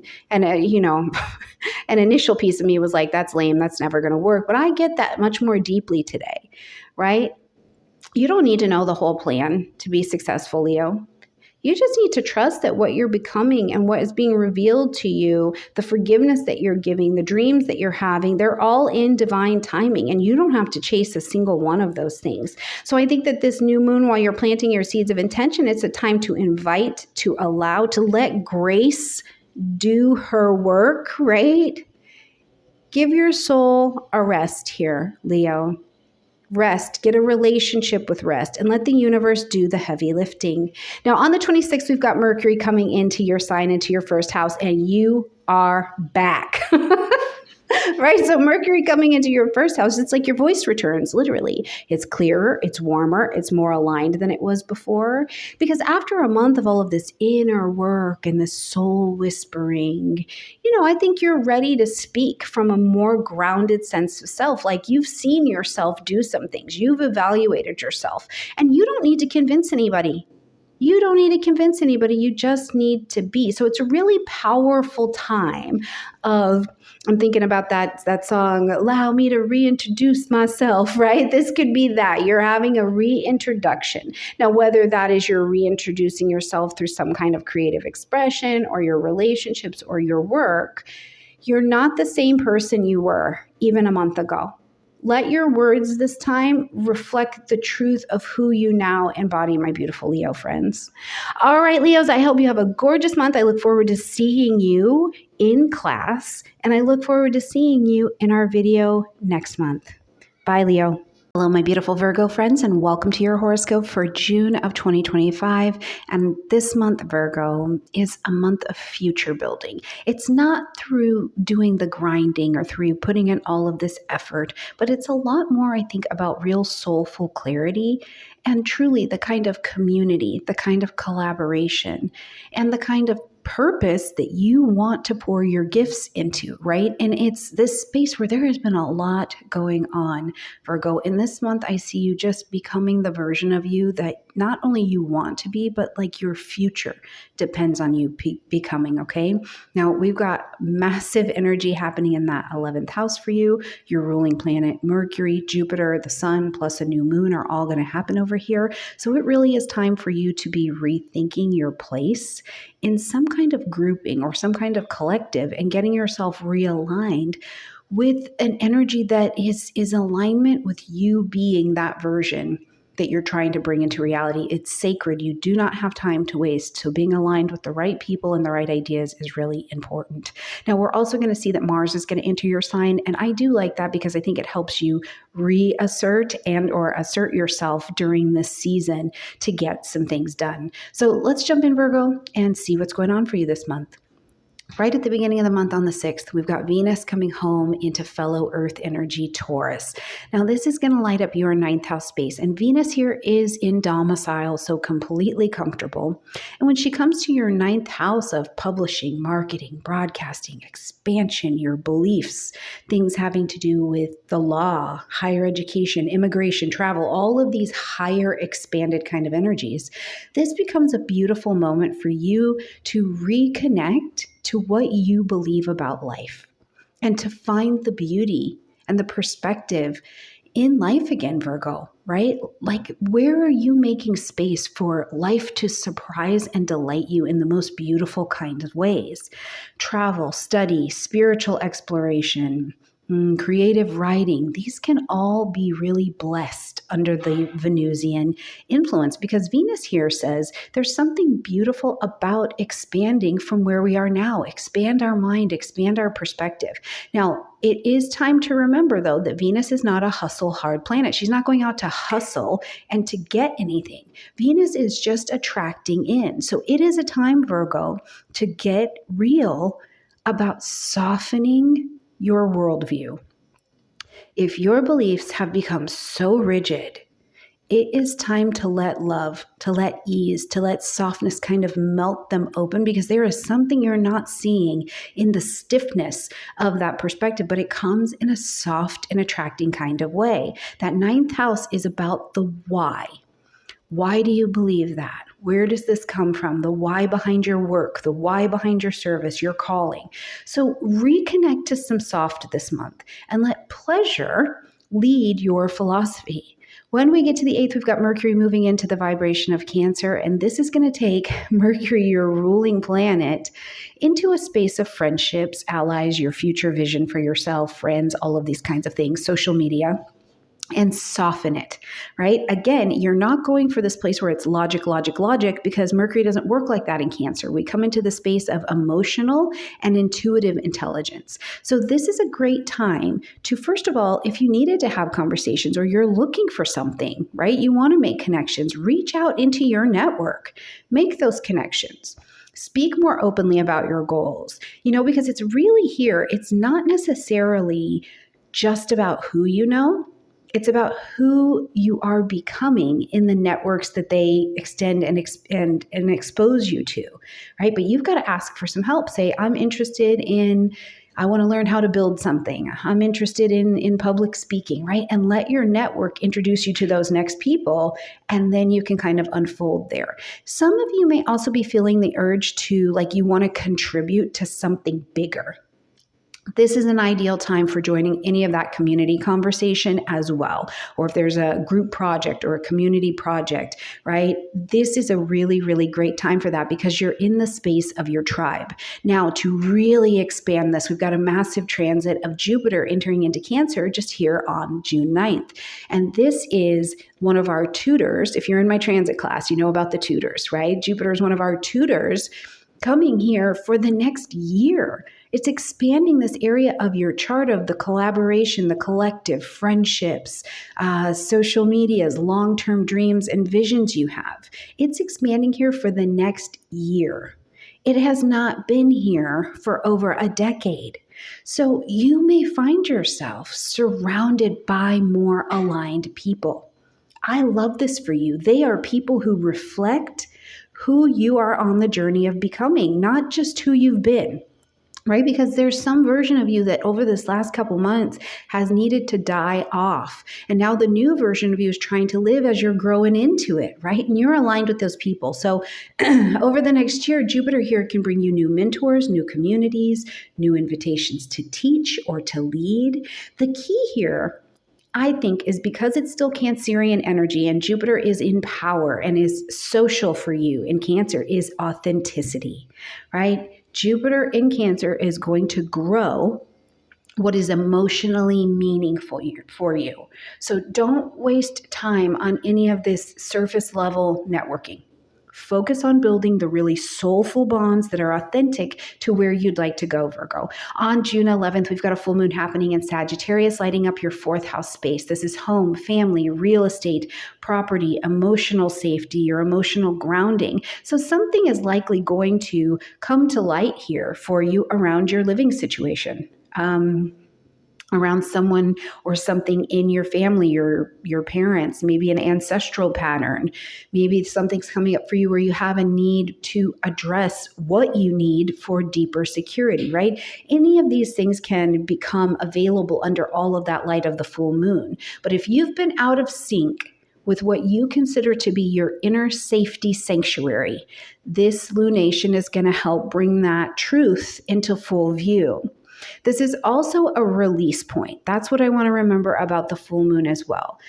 If an outdated family role, family belief, physical space, something in your rooting system, even including plumbing and pipes in your house, if it no longer is nourishing the space that you call home, you're going to be seeing some action, some turn of events happening here. But the point is, it's time to remember that the foundations, the security, the emotional well-being is not a side project. Okay, it can't just be put off to the side. It's everything. So if you realize your current home, your current relationship with your parents, your current internal dialogue is draining you instead of feeding you and expanding you out, we'll see some changes happening over here. June 15th is a big day. I would love for you to make some notes on your calendar because June 15th, about till the 16th, 17th, I think this is going to be a potent amount of energy for you. Now, first of all, we've got transiting Mars in a square to Uranus. And we've got transiting Jupiter in a square to Saturn. Now, we've got Mars, one of our messenger planets here in Leo in the 12th house space, squaring against one of our professors. And the professor planets are who set the stage for what we're doing. So this is a massive aspect and transit that is happening. Now, Uranus is in your 9th house space. And then we have both of our tutors, both Jupiter and Saturn, in square to one another. This is a day of sharp truths. It's sharp truths. It's the kind of day that I think can feel like deep soul friction. Because Mars here in your 12th house, squaring against Uranus in that 9th, is bringing a potential spiritual awakening, right? It's like you have a breakdown that leads to a breakthrough. Now, I want to be clear. Breakdown and breakthrough do not always have to mean that it's terrible. It doesn't always have to mean that it is terrible, but it does mean that something is being pushed on. So you may feel restless. You may feel restless in your beliefs or agitated by something that's like a hidden fear and it's trying to surface. Now, simultaneously, we've got Jupiter in a square to Saturn. And so this is just highlighting tension for you between this future vision that you have for yourself and these old emotional contracts. So what's the message here on the 15th? Something that you have believed, you have protected or hidden may be keeping you from fully stepping into your potential here, Virgo. It's holding you back. And I think here, though, the point is under these squares that you're ready to unhook from it. You're ready to release from that guilt, from that shame, from that spiritual bypassing. And you're ready to say yes to something bigger, have stronger boundaries, or whatever is going to actually allow you, no matter how raw it is, to choose liberation over avoidance. So please let me know this month, Virgo, what is happening for you? What are you got that's releasing? Now on the 17th, after all of that hullabaloo, Mars moves on and comes into your sign, which thank goodness, right? Because you've just had a breakthrough. You've got to do something with that. So on the 17th, Mars comes into your first house, and with it, it brings you some fire. This is a cosmic reset for your energy, Virgo. It's confidence, it's drive. You may feel more clear about what you want, about what needs to be done in your life. You know, Mars, things I need to do, what your next chapter personally is going to look like. And I want you to remember that when Mars brings all this fire back to you, what you need to do and what it needs to look like is not about perfection. It's about momentum. Just start. Just start, Virgo. Now, you may also find that others are responding to you more assertively as well. So be sure that no matter what is coming your way, especially if it's in a Martian vibration, that you stand in your integrity and you stand in your self-awareness. You know, you could have people coming to you now, Virgo, who are like, no, I didn't care for the way that you treated me, and I do not wish to have you in my life. So what happens when you're not the one in the seat of setting a boundary, but it's being set for you, right? Stand in that integrity, stand in that self-awareness.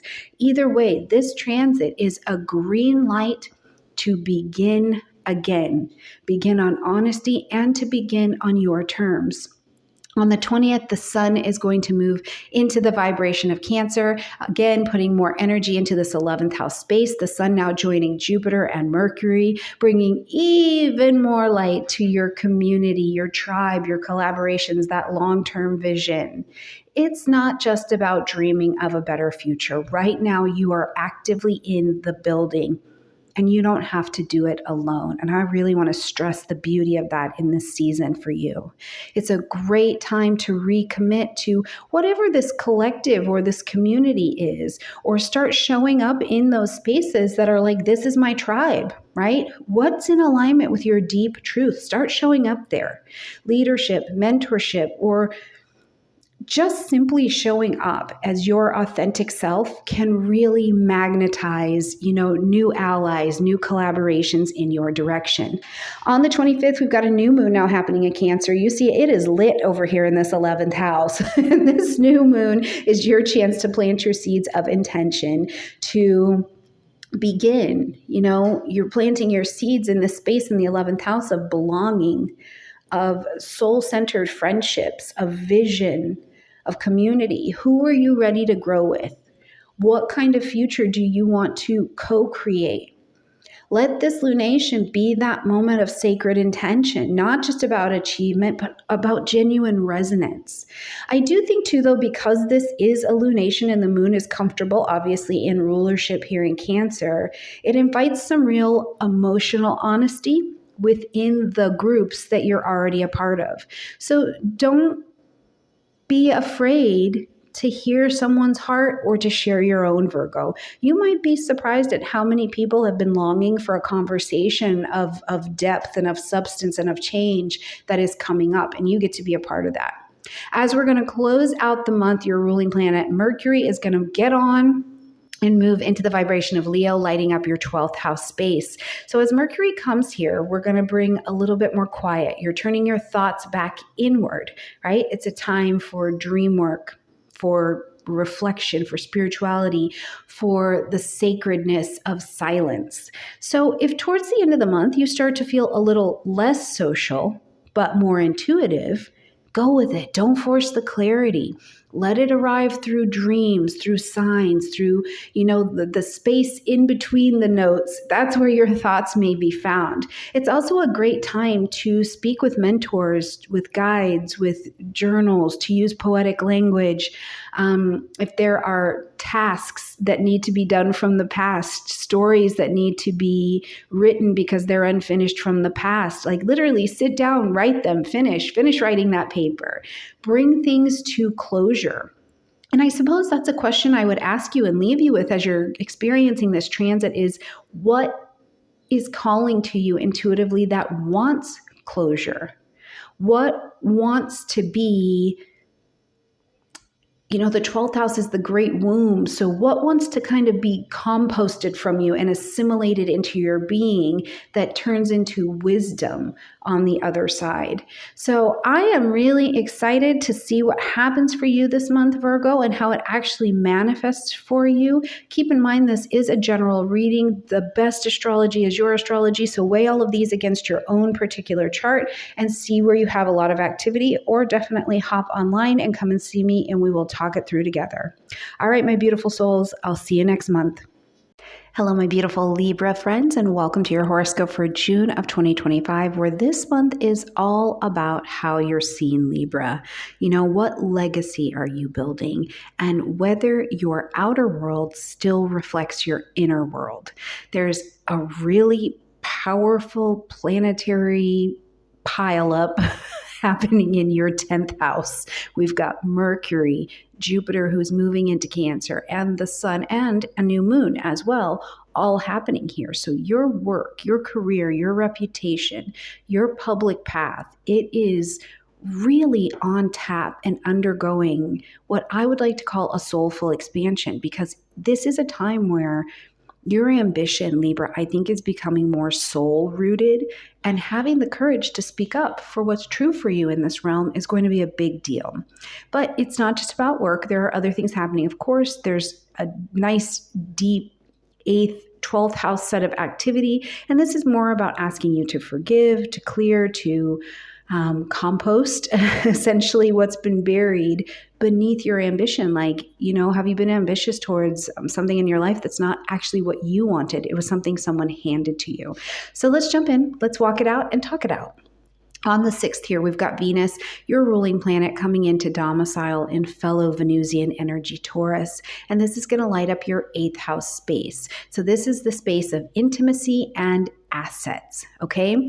So activating your relationships here is all about these shared resources. It's emotional truth, death, debt, taxes. They all live here in the 8th house space as well. So the 8th house, when Venus is coming through, it's not necessarily a light placement for Venus here.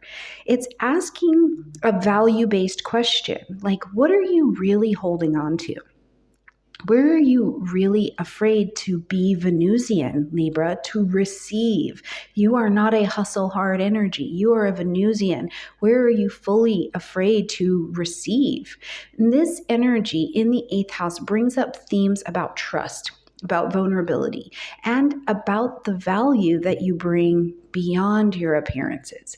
Now, financially, I think that this can be a great time for grants, for loans, for investments, especially if it's some kind of collaborative investment.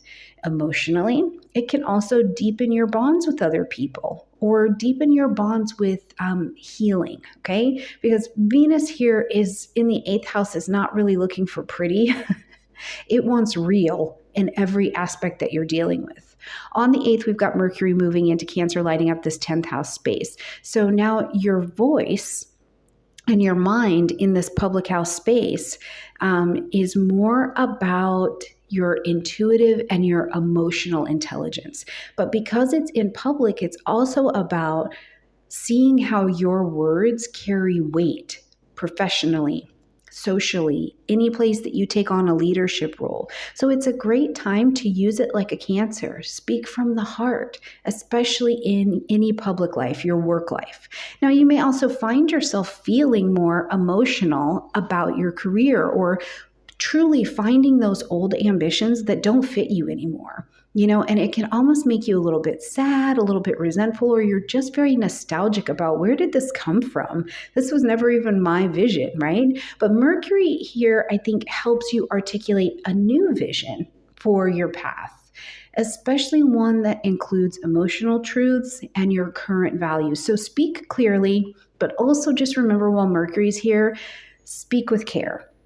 On the 9th, we've got Jupiter moving into Cancer, and this is a major transit. We've got one of our tutors, which if you are in my transit class, you know all about tutor Jupiter, right? Moving into Cancer. So it's a really powerful shift for the year because as Jupiter comes here, you start a year-long cycle of career expansion, public recognition, soul-aligned success.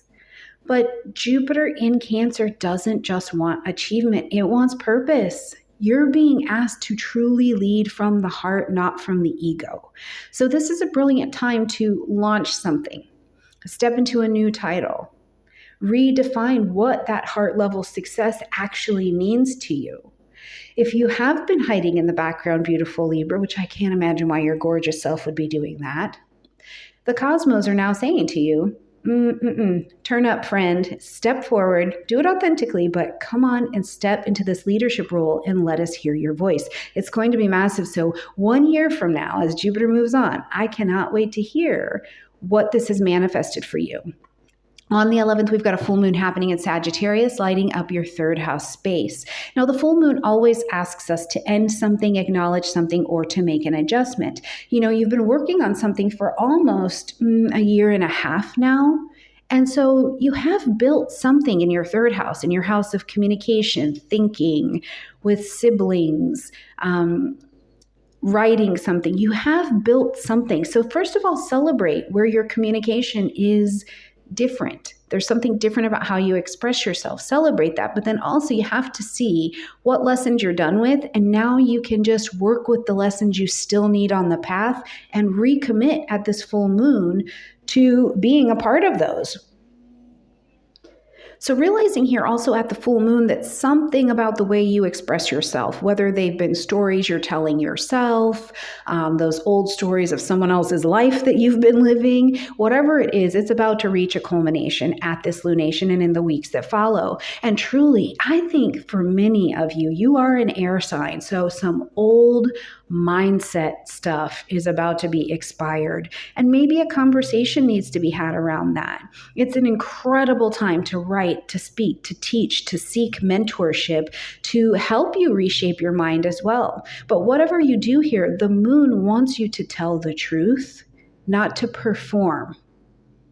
Let your voice shake a little bit if you got to get up there and say what you need to say, but let your message evolve. What matters most here, Libra, is that it's yours. On the 15th, this is a big day, and I would love for you to make some space and make some note around these energies, okay? Because we've got Mars squaring against Uranus and also Jupiter squaring against Saturn. So we've got Mars over in Leo in your 11th house space, and Mars is a messenger planet, and it is squaring against Uranus in Taurus in your 8th house, a professor. So this is a massive transit. This is important to be paying attention to, and then both of our tutors are squared against each other. So Mars here in the 11th house of your networks, your friends, your dreams, your tribe, squaring against Uranus in the 8th, which is about your intimacy and your assets. This is a shakeup. This is a shakeup or a shakedown, as it may be, around collaborations, shared projects, shared intimacy, shared resources. So if something has been building beneath the surface, like a power struggle, or there's been some kind of emotional avoidance that's been going on, it could come to a head here. Now, when Uranus gets involved, we have to have some kind of breakdown. It's going to break something down, but the breakdown that leads to the breakthrough doesn't always have to be terrible. It just needs to be revealing. Now, at the same time, meanwhile, back at the ranch, we have Jupiter squaring against Saturn. So the gas and the brakes are squaring against each other. And this brings this tension for you, Libra, I think, about between your career growth and what you're wanting there, but also needing to have something going on with responsibilities in relationship. So this day can feel like friction between your ambition and rising into that and being dynamic and responsible in partnerships. And it's like they're not keeping up with each other. So what I would suggest and offer to you as an invitation is, instead of abandoning ship in either one of these areas or selling out yourself, just ask yourself, okay, what structure do I get to grow here, but with integrity? Wherever Saturn's at, we got to do it with integrity. I think if you allow that to be a guiding question, it can help you shape this a little bit more in the direction you would like to go, So if you realize you're in a current collaboration and it is draining you financially or emotionally, instead of ghosting and just avoiding it, set some boundaries, restructure that agreement. The clarity is what's going to make space for you to have a lot of integrity and have something better. Okay, on the 17th, after all of that get up, Mars is going to move into the energy of Virgo, lighting up your 12th house space. So as Mars slips into this 12th house space, bringing that fire, bringing some energy into this very earthy area of your chart, it's time to focus on repair. And I think it's soul repair, Libra, right? This is not about the external results during this transit. You may be feeling called to rest more, to be restorative, or to be more behind the scenes. Maybe you want to take a step back from being in all the constant activity. Mars here helps you to face what's been hidden, whether it's a need for rest, whether it's old resentments, buried fears, some kind of unspoken fatigue that you haven't even been able to put your finger on. Because this transit isn't about avoidance. It is about the sacredness of solitude and what happens for you and what can be burnt and cut away, Mars, when you get into the silence. So let this transit, I think, Libra, prepare you for how you're going to reemerge come August when Mars comes into your sign, right? Right now, give yourself the gift of rest, restoration, and spiritual cleanup, because we want to see you live in your best fire air when we come into August. All right, on June 20th, we've got the sun moving into the vibration of Cancer, which also brings us to the solstice. Now, the sun is shining here, bringing light, heat, life, and vitality to your career area. And we've also got Mercury and Jupiter. We're going to have the new moon also happening over here. So this is an awesome opportunity to plant your seeds of intention for what you would like to not only be motivated to do over here, right? You're invited to take the lead here. You're invited to make decisions. You're invited to share your story. You know, this is light. It's movement, it's energy, it's warm, it's clear, it's nurturing. But the questions that come when the sun enters this space are going to be, can you lead like a Cancer? Can you lead with vulnerability? Can you lead in a way that makes people feel safe enough to follow your leadership, Libra? Can you, for yourself, define success based on how it feels, not what it looks like? And I do think for some of you, I was really sitting with this. I think some of you are going to turn down an opportunity that looks so good on paper and it doesn't feel aligned, and you're not going to take it. You're not going to take it. And when you do, the thing that you go with that feels in alignment, even if it's not hot cheese on paper, it's going to grow. It's going to grow really fast. So please let me know if that's you in the comment section. Okay, here on the 25th, we've got this new moon now happening in Cancer. Plant your seeds of intention to begin. The energy says here, you can be visible and still be you. You can move in alignment. So set your goals, not for recognition, but for alignment and legacy, for emotional stability, for a career, 10th house, that loves you back. When's the last time you were invited to have a career not only that you love, but loves you back, Libra? This is this new moon for you. Now, as we're going to close out this month, on the 26th, we've got Mercury moving into Leo, lighting up this 11th house space. As Mercury comes here, we become, first of all, more community-minded, group-minded, tribe-minded. Your long-term and long-range visions and who you need to be aligned with to get there come online.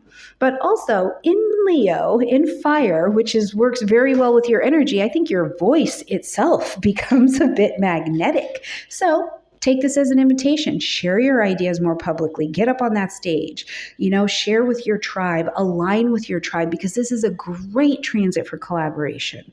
Launching content, building your presence in online or in places where groupings are at. But the point here is for you to speak like a Leo, speak boldly, but do it from a very big heart with your chest house, because the 11th house isn't just about reach.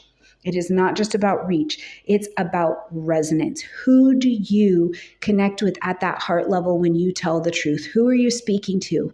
Furthermore, Libra, in Leo, you may be thinking about who you are speaking for, right? When you're speaking in through your vulnerability and your alignment, who are you speaking up for? Man, Libra, I think that this month is offering some real energy that is a truer version of you, and I can't wait to see how it manifests, and I do hope that you'll share with me in the comment section down below. Have a great month, Libra. My beautiful Scorpio friends, and welcome to your horoscope for June of 2025, where this month, Scorpio, I think it's a turning point, not necessarily in what you do, but in what you believe. With Mercury, Jupiter, and the sun, plus a new moon, all activating your 9th house, this is about truth, faith, your belief systems, your philosophy, the direction that these things guide your life.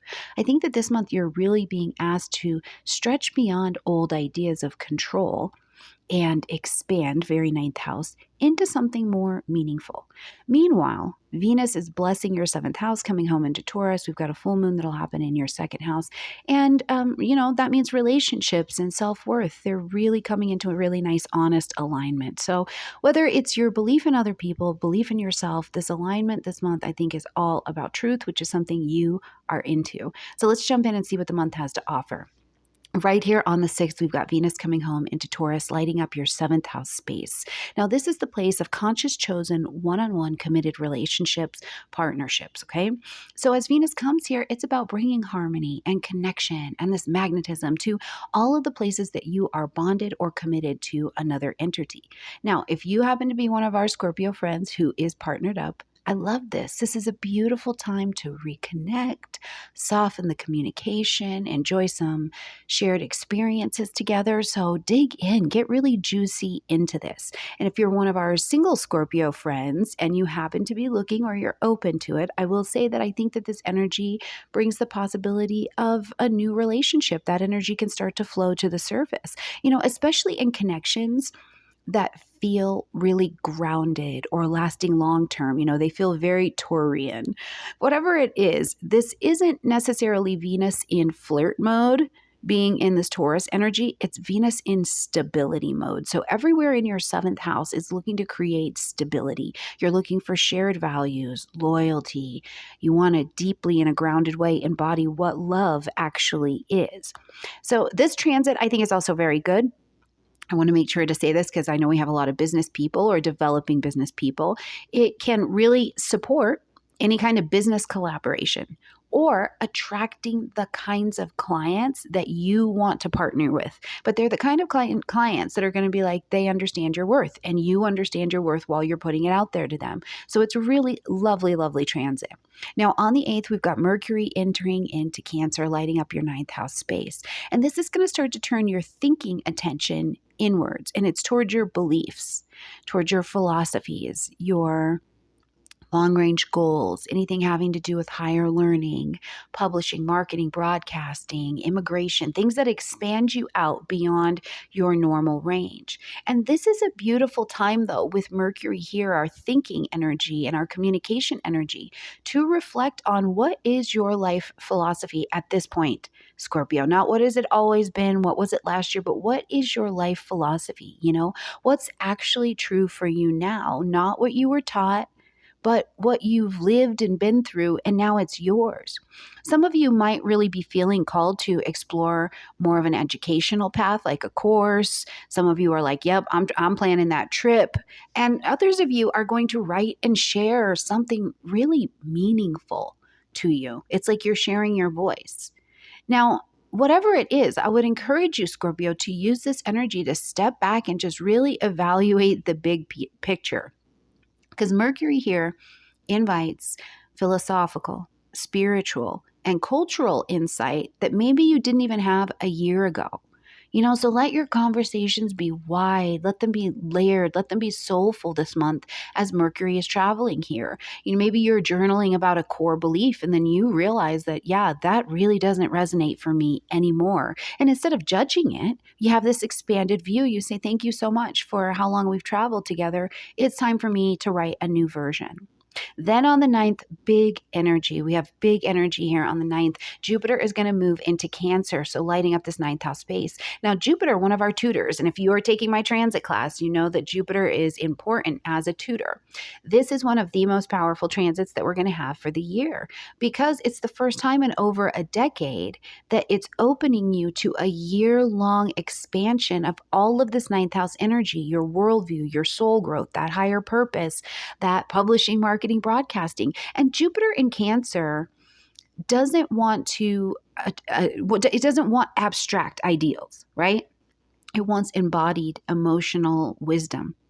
So a truth that's coming from you, Scorpio, that it doesn't actually just live in your thoughts. It lives in your cells. I think that this month is very deep and very powerful for that. So it's a perfect time for you, whatever it looks like for you, to deepen those studies, get that travel going. I actually had someone talk to me about how the last time that Jupiter was in Cancer, they became a travel agent. So I don't know if that's you, if you're going to become, are you traveling for meaning now at this point in your life, Scorpio?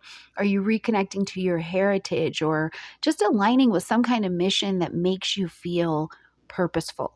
The point here as well is that you don't need to have all of the answers, but you do need to follow what feels intuitively like, yeah, this is a yes. You feel called to apply for this program, or you're like, I'm starting to learn something new and it really seems impractical, but your heart's like, it doesn't matter. Do it. Do it. So you trust it, you do it, and the doors open. That's Jupiterian energy. On the 11th, we've got a full moon happening in Sagittarius, lighting up your second house space of money, the way that you make money and you allow money to flow towards you, your worth, your personal resources, relationships. So here, the full moon is asking us to end something, acknowledge something, or to make an adjustment. Something is coming to light about how you earn, how you spend, how you value yourself.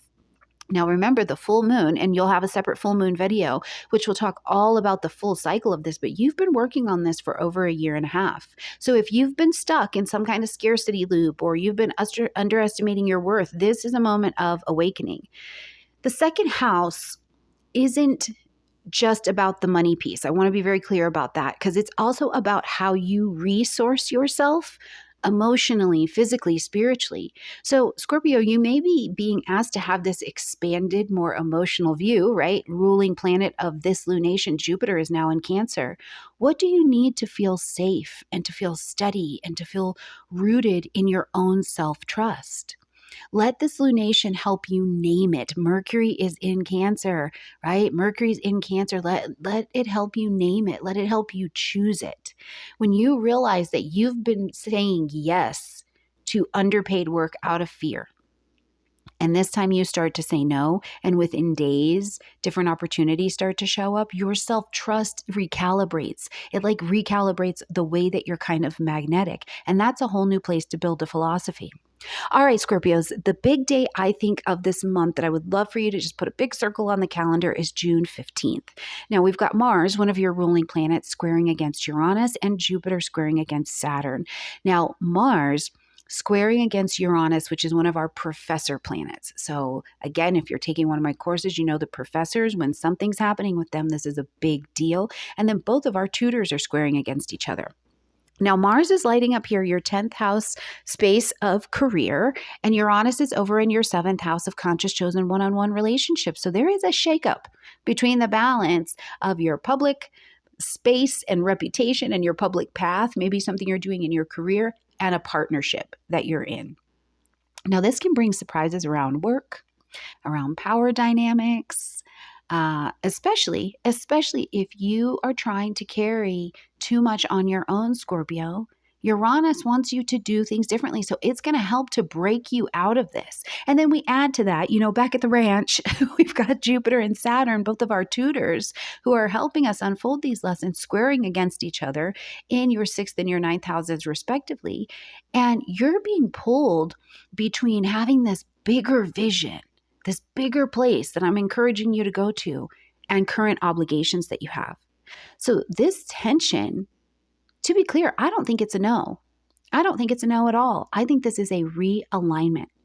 Your path is expanding, but your daily life does need to be restructured in order to support it. So when you get that big idea or that big opportunity, but you realize that your schedule can't support it, or you don't have a big enough team yet that can support it, pause, reroute, get help, ask some questions. That's the evolution of it. Again, we're not looking for perfection, Scorpio. We are not looking for perfection. We are simply this day looking for adjustment. Okay. On the 17th, after Mars gets into all of that, it just moves on into Virgo, lighting up your 11th house space. So as Mars enters your 11th house, this is friends, social groupings, community networks, long-range visions that you have for yourself, which means to fulfill those visions, you have to be connected to the right kind of tribe. This isn't the time to do it by yourself. Mars here says, I want to take action in a collaborative way. Whether that means organizing something with your tribe, finding your tribe, joining a mastermind, building something, in an app or a platform or something like that allows you to shine. That's what this energy is about. So, you may also feel called to advocate for something. It's like a cause or something that really matters to you, and your energy wants to serve it. That's what I love about the Virgo energy. Whatever it is you're feeling called to, your energy wants to serve something larger now. You want to be of service to it. But remember here, during this transit, Virgo isn't about saving the world or doing it perfectly. It is about taking precise and consistent steps towards what it is that you do want to build and manifest. So think about it like this. If you have decided to, you're going to go out and you're going to be a part of a group, or you're going to go volunteer for some kind of local opportunity or initiative or something like that, the feedback that you're getting as you're engaging in these groupings may be really small, but it's really powerful. And it helps you to be very Virgo. It lets you see that your contribution has weight, especially when it comes from a place of wanting to serve as opposed to a place of ego. Now, on the 20th, we see the sun entering fellow water energy, Cancer, again, bringing more energy, light, heat, life, and vitality into this ninth house space and bringing us to the solstice. So this is going to amplify everything we've been sensing from the beginning of the month, right? It's time to light up your purpose. What do you believe in? What do you stand for? This is your yearly reset in terms of your ninth house of meaning. So let the light of the sun shine in, beautiful Scorpio friends. Illuminate the beliefs that no longer serve you. You don't need to follow someone else's map if it's not what's right for you. And that's very different than having mentorship to help you go to the place that you don't know how to get to yourself. But the point here is that you're ready to lead your own journey now, but you're leading with heart, you're leading with wisdom, you're leading with the history you've already survived, and you're leading with humility. So allow yourself to shine here. The sun is motivated to do so. So if you're asked to speak on a topic or someone asks you a question about something that you've lived through, say yes. Say yes. And as you prepare to do it, or, even if you're on the spot and you're preparing your words, it's again this moment, I think, for you, Scorpio, where you realize that your story, it's not a liability anymore. It's an asset. It's a source of wisdom. What you know has wisdom loaded into it. Now, we'll further go a little bit deeper into that energy on the 25th, where we have this new moon happening in Cancer. And this is a sacred invitation to plant your seeds of intention to begin something new seeds of belief, of vision, of alignment. Set your intentions around travel. Where do you want to travel? Do you want to get boots on the ground into another land? Or do you want to sit down at your laptop and do a walking tour of Rome? Right? Set your seeds of intention towards spiritual growth, education, that publishing, marketing, broadcasting, whatever will deepen your life's calling, okay? Because you're not just at a new moon here. You're not just setting a goal. I think you get to be very Cancerian here. You're forming a new relationship with what you're here to do, to learn, and to teach. So it's a beautiful time to map out what your personal pilgrimage is going to be starting today. Are you going to begin that writing project? Are you going to choose a guiding word or a theme for the second half of the year that's going to help you feel motivated to serve? Because again, it's not just about the achievement, it's about a truth. All right, as we're going to close out the month, Scorpio, on the 26th, we've got Mercury now moving into Leo, lighting up that 10th house space. So as Mercury moves here, first of all, you turn from inward to outward. We are ready to give that voice some visibility. So after all of this deep philosophical inquiry, now you're ready to speak publicly again, but you're speaking from a place that is deeper, it's wiser, it's more integrated. This is a fantastic time for presentations. Pitch that work, update your brand, whatever it is that is communicating in a very outward way. This is a great time to do it, but be clear. Also, let your presence, the way that you even step into a room, speak as well. You don't need to dominate the room. You just need to show up aligned with your mission, and people will listen. What are you about? What is your philosophy? What are you about? People will listen. And I was thinking about this for you, Scorpio, we're in a very digital time. I mean, heck, we even connect on YouTube, So what does this look like? And maybe it looks like you share a personal post or a video or something that feels a little bit bolder, but more aligned than you would normally share. and you're a little nervous. You're like, this is a little bit different. But the response is really heartfelt. And it's because you're not just being seen, you're being recognized for being in alignment with yourself. It's a really, interesting kind of energy. And maybe it's not online. Maybe it's a place that you're speaking or you're sharing some kind of information. Whatever it is for you, I hope that you will share with me in the comment section down below, Scorpio, because I'd like to know, how are you speaking and showing up in a more aligned presence right now? All right, my beautiful Scorpio friends, I hope you have a gorgeous month. Let me know how it goes in the comment section down below. Hello, my beautiful Sagittarius friends, and welcome to your horoscope for June of 2025, where Sagittarius this month, I think, dives a little bit deeper, not just into what you're doing, but like, why are you doing that? With Mercury, Jupiter, and the Sun, plus a really delicious new moon, all moving into the space of your 8th house. It is an invitation to surrender, to detox, to heal, and to reclaim a lot of personal power. So that Jupiter moving into Cancer is also a big deal because it means you're going to work on it for a year. And you haven't really needed to put that kind of emphasis here in about a decade. So we'll have some big things to talk about there. Now, at the same time, we've got a full moon that is happening in your 1st house. So this brings this beautiful awakening of self, reminding you who the heck you really are, even as you're releasing some old attachments. So, all right.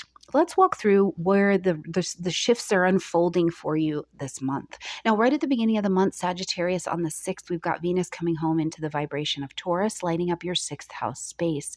This is the space of daily routines, health, and wellness. And I also include mental health and wellness. How are you speaking to yourself? How are you caring for your mental health and wellness? Because this is a big deal. But your daily rhythms, if you are self-employed, this is about the work that you do or the employees that you have. If you're a freelancer, the 6th house is also going to represent your contracts that you work on a day-to-day basis, okay? So as Venus comes here, it is a perfect time to bring more pleasure into your everyday life. Do you have joy? Do you have pleasure? Does your morning routine feel delicious? Do you have a morning ritual? Are you eating meals that are actually nourishing to you? Do you have work that feels meaningful to you, not just about being productive? Venus here can also smooth out any of these relationships, these day-to-day relationships that you have that have been a little rocky, right? And this is great because it helps you refine how you use your energy. When we're coming into a space, whether it be into our home, into the gym, into our work lives, even if you work by yourself and you're picking up this particular contract or a particular client and you feel this tension around it, it is draining your energy, right? And so Venus can help you kind of refine how you're using that energy. But it's not just about doing less. It's about going to the soft and doing what feels aligned and sustainable, right? It's letting the sacred live in structure. That's what I really like about this energy. So, maybe you're going to reorganize your schedule and it's going to include some time for yoga or making that home cooked meal or slowing down your mornings, where before this would have been like, I don't have time for that. I'm too busy. I've got things to be doing. And now you're like, my work day, my life, my energy force flows better when I feel cared for in my daily being. And this will be a massive energy to work on. I'm going to tell you, it has been really hard for a lot of people to get in alignment with that. So if you do find you have some sticky energy around it, join the Venus Reset program or just take better care of yourself, okay? All right, on the 8th, we've got Mercury moving into the vibration of Cancer, lighting up this 8th house space. Now, as Mercury moves here, we're invited to not only go deeper into our communication and our thinking, but we're also coming more inward with it, right? So surface level talk is not going to cut it over this next few weeks, right? You're being called to speak kind of what's been the unspeakable for you. You're facing, this is the 8th house. There's some hidden truths that are here, or there's an exploration of this emotional layer that is beneath the surface that's really been shaping your relationships. And it could have a lot to do with self-worth or not feeling safe in some way. So this is a powerful time for that. And it's a powerful time, I think, for therapy, for journaling, for really intimate conversations, the hard stuff. Because Mercury in the 8th is going to help you to articulate the things that you've only felt before. And that's not always easy, but it is honest. And that's where the healing begins. And that's what we're dealing with in this energy. Now, these can also be really, really hard conversations around finances, around traumas, around being stuck in your astrological business or practice, right? Whatever it is, when you sit down to address that letter to someone from your past, you from your past, you're not doing it and you're not sharing this information. You're not encountering this detoxing of information to send it and make these magical changes. But it's about, with Mercury and Cancer, saying the things out loud that you've been carrying. You feel a subtle shift, but it's powerful enough to release and help you move forward. Now, just a day later, to add into this is a major moment where we have Jupiter moving into the vibration of Cancer. We've got one of our tutors, and if you're taking my transit class, you know that Jupiter as a tutor is a big deal, right? Jupiter is coming here for the first time in over a decade. It's beginning a year-long journey of emotional and intimate depth. It's going into healing. It's going into transformation. This is not surface level growth for you. It's soul level growth. Jupiter here is going to help you to expand, but you expand through vulnerability, through intimacy, through trust. And those are words that can be scary to us. But I want to remind you that this is a good year to explore what do those words mean and take the fear out of it. Detox the fear out by finding out what this is actually about. On the other side, in a very financial way, I think it's a great year to explore investments. Any place where you're doing something with shared resources or collaborative investments, the energy work around your investments, right? It's a really good time for that. But more importantly, in all of these areas, Sagittarius, it's time to reclaim your power, especially the parts of you that have been hidden or shamed for some reason. Jupiter in Cancer, I think, says that true abundance comes when you feel safe enough to feel seen and supported and to share. So, open up your heart, open up this space of you to a partner or a close friend. And maybe you feared it and kept it private. And instead of shrinking, you're going to share a little bit more of yourself now, but make sure it's the right person. All right. On the 11th, we've got a full moon happening in your sign, lighting up your first house space. So a full moon is going to ask us to end something, acknowledge something, or to make an adjustment in the house of identity, self-expression, how you regard yourself. Something about you is about to come to light, right? Something about your sense of self is under the full moon of the light. So whether it's how you've been seen, whether it's what you're shedding or the truth of who you're becoming, we are going to see you on blast, right? We're going to see you in full light. I want to say this too. If you've been doubting yourself, and again, this comes down to a lot of intimacy as well. If you've been doubting yourself or you've been hiding behind a role, the moon says it is time to get real. It is time to get real here again. Because this is also a release point where you get to let go of any false confidence or false narratives that keep you from having your full expression. If you're too good to learn the lessons that are keeping you down, there's no room to growth, right? You don't need to be everything to everyone. It's okay to not know. You just need to be you and be clear on that. Be aligned with that, and then you can really live, and the people who will help you fill in the next chapters of your life or your knowledge are going to show up and they are going to help you. It's brilliant. Now on the 15th, Sagittarius, this is a big day, and I would love for you to put a big circle on your calendar. We've got transiting Mars squaring against Uranus, which is one of our professors. And again, if you're in my astrology school, you know that the professors, when something happens to a professor, it's massive. And then we've got Jupiter square to Saturn. And so we've got both of our tutors squaring each other. This is a big day. Now, Mars is transiting through your 9th house, squaring against Uranus in your 6th, and this is shaking up your beliefs about either work, your daily routine, your purpose, something in your daily structure of being. Now, you may feel this sudden urge to change jobs. You're like, I can't have this rigid schedule. This isn't working for me anymore. Or you're exploring this path and you're like, this feels a little bit more aligned. But I want to remind you here to be mindful of that this is still Martian energy, impulsivity, right? This is a flash of insight. This is a day. This is a moment that shakes you maybe to your core, and it doesn't have to be bad, right? It just gives you this pop. It's very Uranus, this snap, this lightning bolt of information. And it's information, it's insight, it's genius. It's not necessarily the full plan. Now, meanwhile, we've got Jupiter in your 8th, Saturn in your 5th squaring against each other. And this is a revelation of tension. But the tension's between this deep emotional healing that you're trying to have and your desire to create and express freely, right? So you're being asked here, Sagittarius, to ground your joy in responsibility. Let me say that again. You're being asked to ground your joy in responsibility and allow pleasure without guilt. This is a big set of energy, a big day where I think you've got some work to do. So if you realize that your current lifestyle doesn't match your values, you pivot. Maybe not all at once. Maybe it doesn't all happen here on the 15th, but by taking one real step, by canceling that project that drains you, by canceling that subscription that is taking money from you that you would rather put towards something else, you're starting to set a boundary, very Saturnian energy. You set a boundary around your energy, and then you're able to move forward in a way that's more joyful, aligned, but also responsible.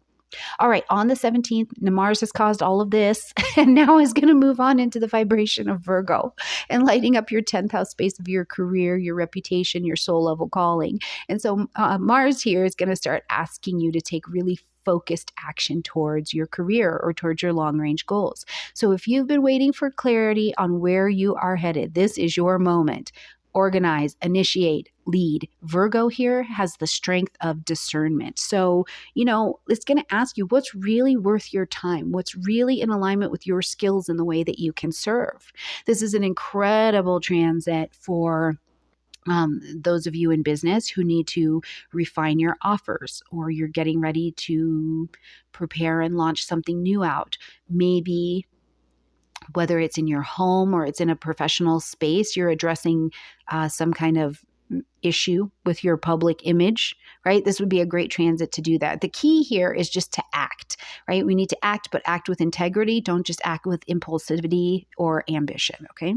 All right, on the 20th, the sun is going to come into Cancer, bringing light, heat, life, and vitality, and also walking us into the solstice. So again, lighting up your 8th house space, joining Mercury, joining Jupiter. This is deeply transformative territory. It just is. So now, with all the lights turned on, the sun comes in here and is asking you, like, what are you still carrying that's too heavy? And why are you doing that? Why are you doing that? Right? What an emotional or energetic pattern is showing up that's ready to be released. And if you won't let go, why are you doing that? So really interesting dynamic of the energy. Now, what I would say is while you're experiencing this sun transit to Cancer over this next month, it is not a time to pretend.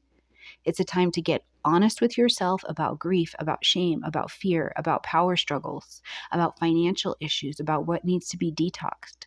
Let this solstice illuminate your emotional truth and hold space for the vision of you that wants to quietly be reborn, right? Now, on the 25th, we're going to add a little bit more power to that with a new moon happening in Cancer, and this is your opportunity to plant your seeds of intention, but they're being rooted in intimacy, in that deep energetic healing, in transformation. So set your intentions around trusting again, Sagittarius, merging wisely with the energies and the collaborations around you, releasing those old traumas, actually sitting down and finishing that astrological course that you picked up, right? Because the 8th house here does ask for a fair amount of courage, but it also gives power in return. So this is, again, also a beautiful time for financial rebirth, especially around debt, shared money or investments or resources, long-term investments. But the real wealth here, when we're dealing with the 8th house, is emotional. For you, because it's in Cancerian terrain, it's emotional. It's the courage to be held. It's the courage to receive safety. It's the courage to be seen and to start again. Now, as we're going to clear out and end this month on the 26th, we've got Mercury moving into Leo, lighting up your 9th house space. And as it lights up here, we go from this time of these deep emotional truths this month to being very much so ready to speak with wisdom, clarity, and fire. We are speaking out. We are teaching. This is a ninth house energy. You're naturally a ninth house energy. So speaking, writing, teaching, publishing, marketing, broadcasting, reflecting these truths, having these expansions. You're ready to share what you have learned. You've seen a lot in just 2025 alone, okay? What have you seen? And it's time to speak about it. So as Mercury travels through Leo, this is your moment. Declare your perspective. Declare your perspective. Who are you? What are you about? Why are you about that? Start to tell us your story. And it's not about convincing anybody that you're about something. It's just about being you and shining, right? Because the ninth house holds your truths. And Mercury and Leo is like, yeah, tell your truth, but we're going to tell it a bit boldly, right? So let us in, tell us who you've been, how you do what you do, and why you do what you do. And I think that you'll really enjoy what this transit has to offer. All right, my beautiful Sagittarian friends, have a gorgeous month. Let me know how it goes in the comment section down below. I love you, and I will see you next month. Hello, my beautiful Capricorn friends, and welcome to your horoscope for June of 2025, where Capricorn this month is a month of profound emotional and relational resets. We've got Mercury, Jupiter moving into Cancer, which is bringing a whole story, the sun, and a really powerful new moon all happening in your seventh house. And this is your closest connections, your conscious chosen one-on-one relationships, whether they be romantic, platonic, professional, spiritual, right? They are going through an absolute evolution at this time. But this isn't just about the other person. It's about how you show up in relationships, whether your heart feels safe enough to open more deeply and love without the armor, right? Participate without the armor. Now, at the same time, we've got a full moon that's going to light up your 12th house space. So all kinds of hidden things, healing, grief, shame, old stories, things happening behind the scenes. So there's magic here. There's magic here. What I want to say as we get through it and we get to it is don't rush it. You're not just partnering with others. You are learning to partner with your own truth this month, and I think that that's pretty important. Okay, Capricorn, let's jump in here and see what the month has to offer. First of all, here on the 6th, we've got Venus moving into the vibration of Taurus, and this is going to light up your house of creativity, pleasure, play, joy, things having to do with children. This is such an invitation for more beauty, more softness, more fun into your life. And this is a permission slip to laugh, to flirt, to dance, to create. It's not solely about productivity. This is about joy. Venus here wants to feel and receive your aliveness again. So I don't know when the last times you had an invitation like that and what you did with it. So think back, what was that like for you? This is also, I think, a really wonderful transit for beginning something new, romancing a new business project or a hobby into reality, or dating, self-expression. Maybe things are happening for your children or your own inner child. If life has really felt serious or like it's a heavy task, I think that this transit is a moment to kind of rediscover and actively participate in receiving what makes you feel good simply because it feels good. So take that casual art class and take it because you just want to take a casual art class and it feels good to be in it. All right, on the 8th, we've got Mercury moving into Cancer, lighting up your 7th house space. And again, your conscious chosen one-on-one relationships are coming very sharply into focus, right? Your conversations with partners, people you're collaborating with, yourself, your higher power. This is a beautiful time where you get to talk about feelings, and it's not from this place of control, or it's not from this place of being really reserved. It's actually from a place of curiosity, Mercury, and vulnerability, Cancer. So you may find yourself revisiting old agreements, old themes, or I almost see it as you're working on or reworking on how you communicate with the most important people in your lives. And this transit invites you to go deeper into that emotional understanding. And that is brilliant because it opens this door for connection or reconnection, especially if you are willing to listen beneath the surface. I call it listening more deeply. So maybe what this looks like is you initiate a conversation with your partner or a close friend. And it's not about fixing things, but it's just to say, here's how I've been feeling. And that level of openness and putting down that armor changes everything. Now, on the 9th, just a day later, we'll see that Jupiter moves into Cancer, and this is a big deal. So if you're taking my transit class, you know that Jupiter is one of our tutors in helping us rework things. So one of our tutors making a move begins a year-long expansion into your relationship life. And Jupiter being that planet of growth and of wisdom, being here in your 7th house, yes, it's bringing the blessings to your partnerships, but it blesses them in a way that is not just like, oh, it's making everything easy. It's blessing them with new potential to have deeper emotional connection, and coming from the point of, arriving in soul aligned partnerships. That's really what it's about. This isn't about more relationships. It's about more meaning in relationships. So whether you're entering that new relationship, strengthening a new one, ending a dynamic that doesn't support you, Jupiter's role here over this next year is going to help you to grow in wisdom by relating better. It's not going to be about avoiding the vulnerability or the conflict. It's about learning to stay in the truth together with this other resource or this other partnership while you make it through. On the 11th, we've got a full moon happening in Sagittarius, lighting up your 12th house space. Now, the full moon asks us to end something, acknowledge something, or to make an adjustment. And in the 12th house, where we do solitude, spiritual living, unconscious, subconscious living, we're working on things behind the scenes. There's a massive amount of creativity. You may find yourself feeling a bit more sensitive than usual. Memories are resurfacing. Emotions are coming up and they maybe feel a bit unexplainable. Something from the past is rising up. If you haven't been in treatment for some kind of something that happens behind the scene, if your depression or your anxiety or your addictions are untreated, these could be rising to the surface. What I would say is that whether you let them or you invite them, they're going to rise to the surface. And this moon isn't necessarily asking you to understand. It's asking you to get honest about the truth of what's happening here and the way that you're navigating it, and then to release it.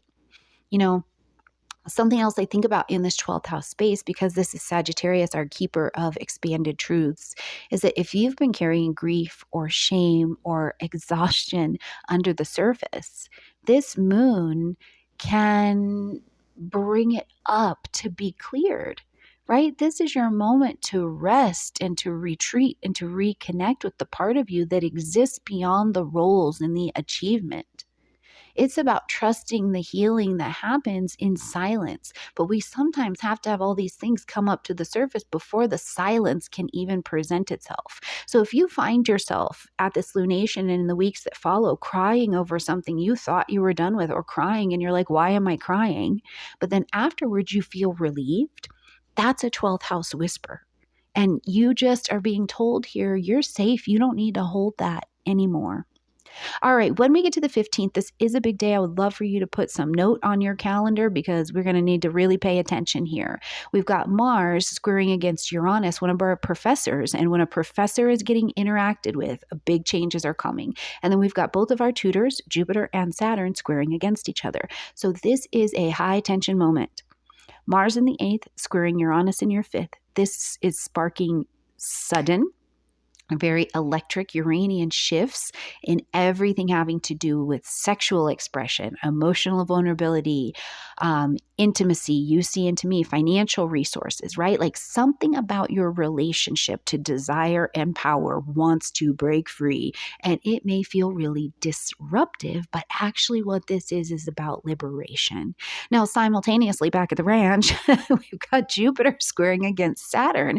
And this is testing how your emotional security, that 4th house, is interacting with your growing need to really be authentic in your partnerships. So you're being asked here, can I expand into intimacy without abandoning my need for safety?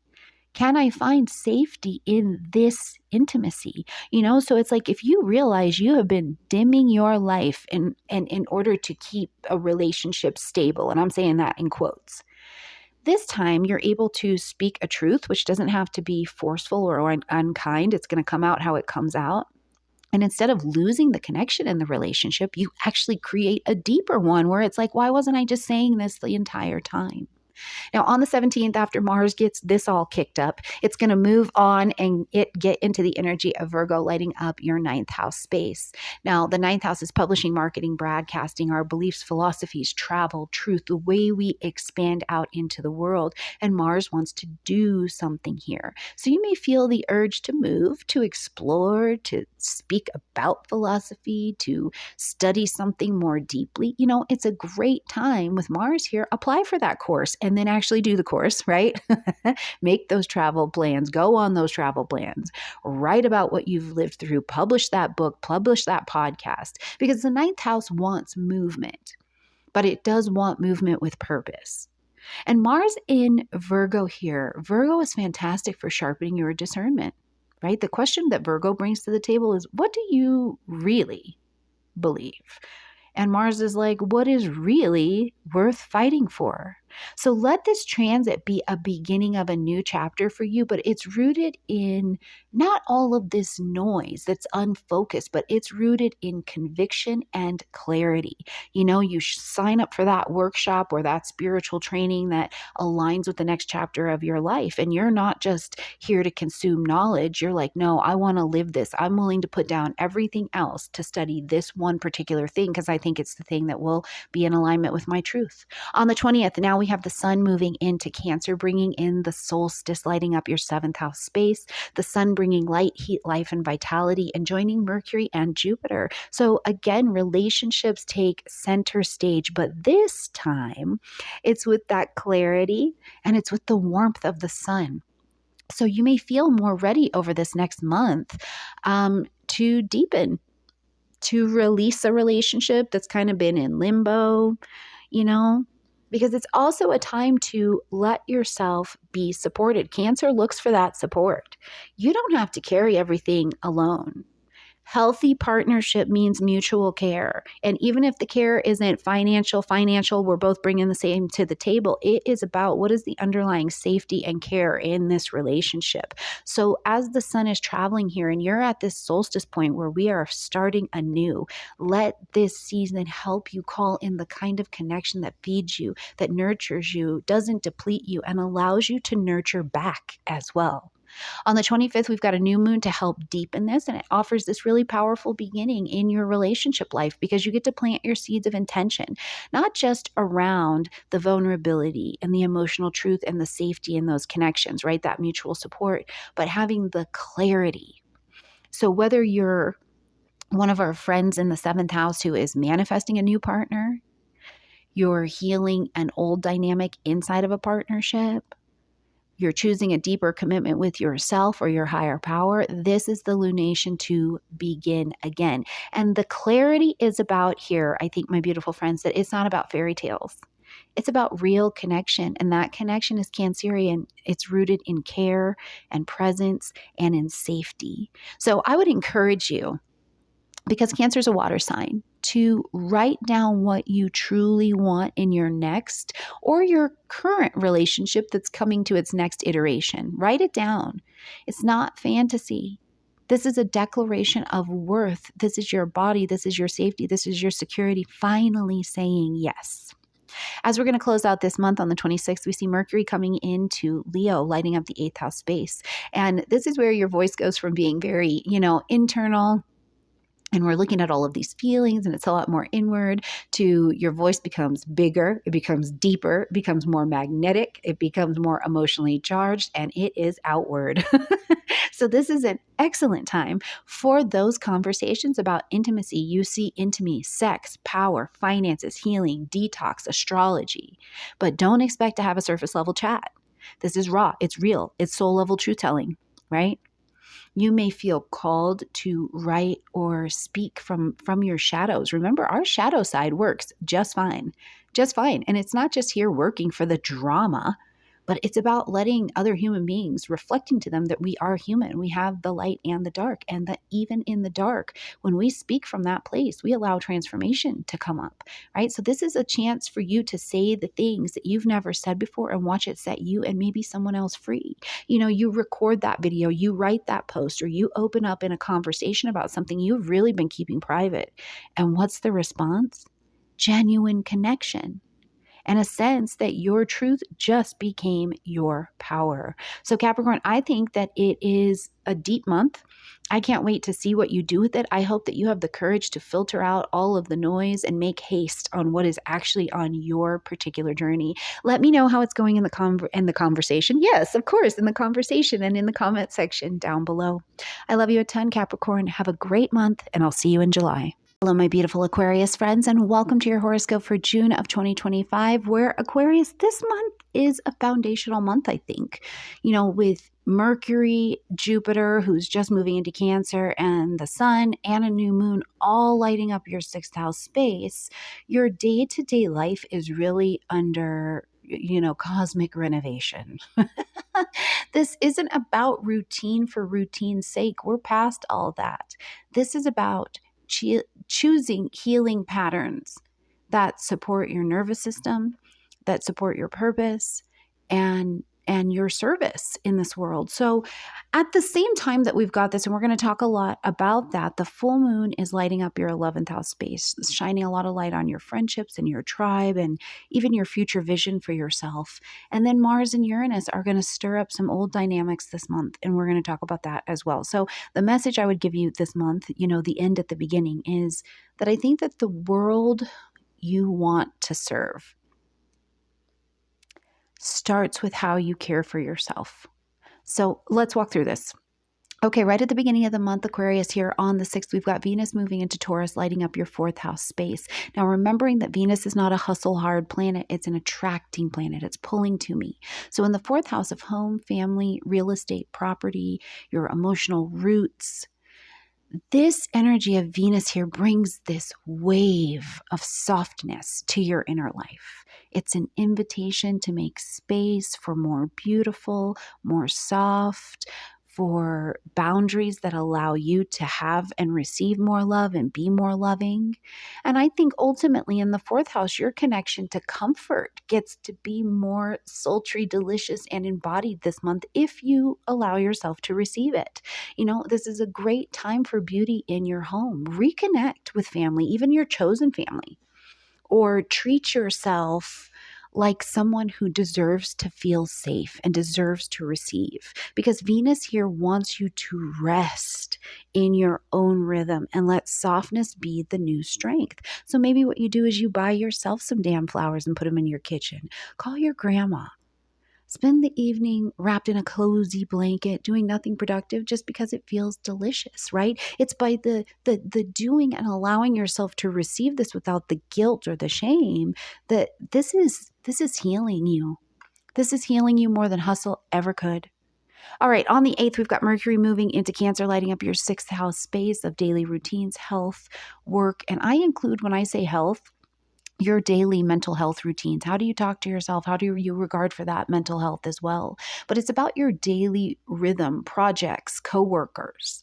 So Mercury here is an invitation to communicate with more care, right? You communicate in a way that feels safe, especially with yourself.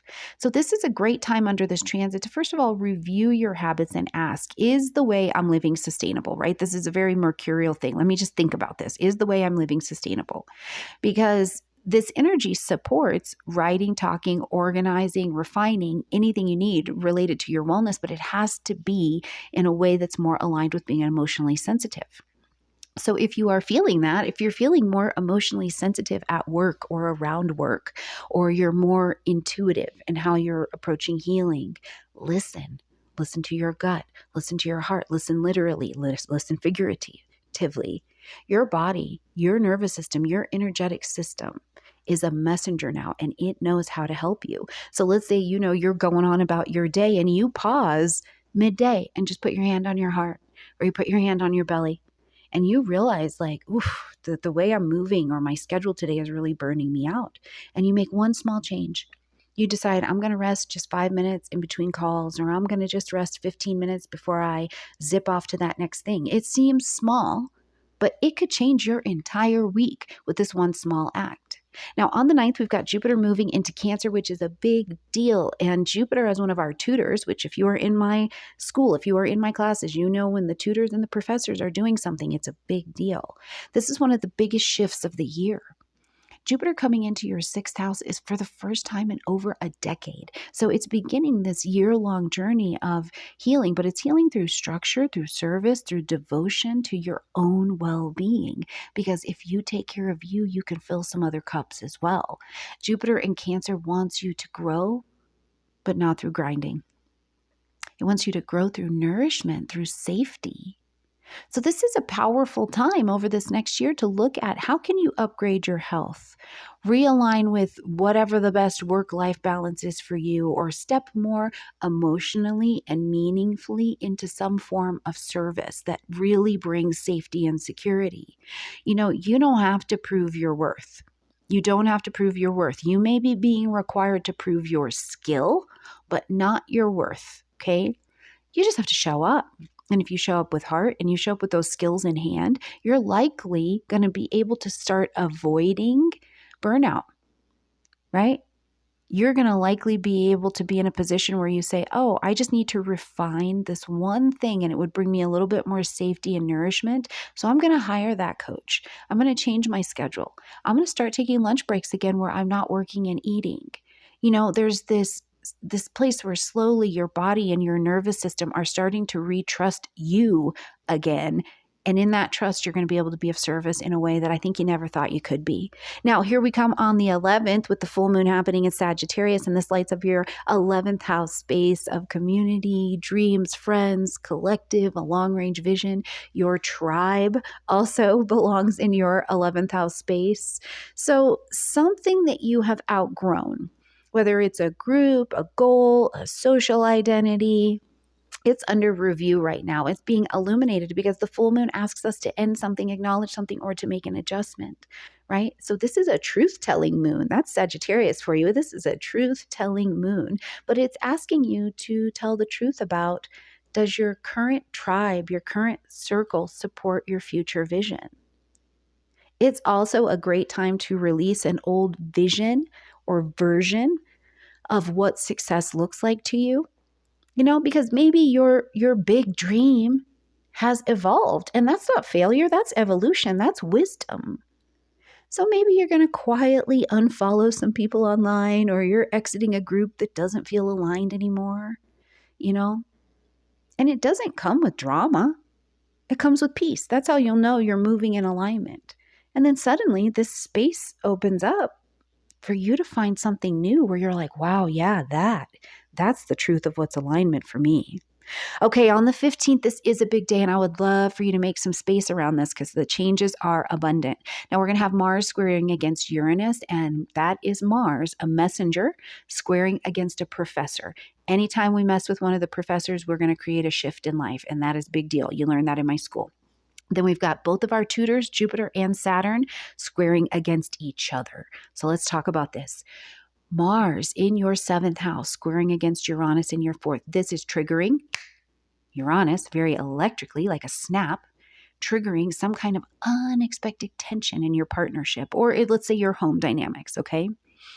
And this could feel like, hold on, we're in a sudden disagreement.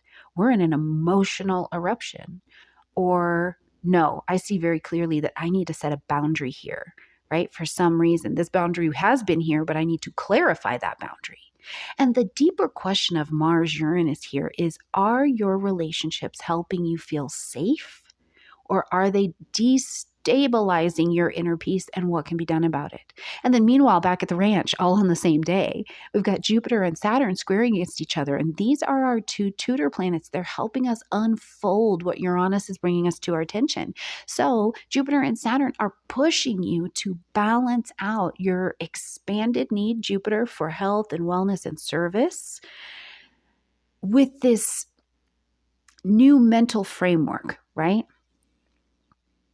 With communication habits that have been keeping you very, very small, or they've actually been keeping a problem going. So Saturn here in Aries, in your 3rd house space, can really represent this old and outdated way of thinking or self-talk. That's why I always talk about your health is not just your body, but it's your mental health and wellness, right? Like what's going on in that beautiful brain of yours. And these transits this day, I think, show you that it's time to upgrade your internal language. Your internal language matches your external life, and vice versa. right? So it may be time that, here you go, you're mid conversation with a partner, with a roommate, and suddenly you say, I need more space. Like it just hits you. It's very Uranian, and it's not out of anger, but it's because your body just told you the truth and you responded. Whereas before, your brain did. It'll be really interesting because this is a turning point of clarity, I think, for you. Let me know in the comment section down below how this is already showing up for you.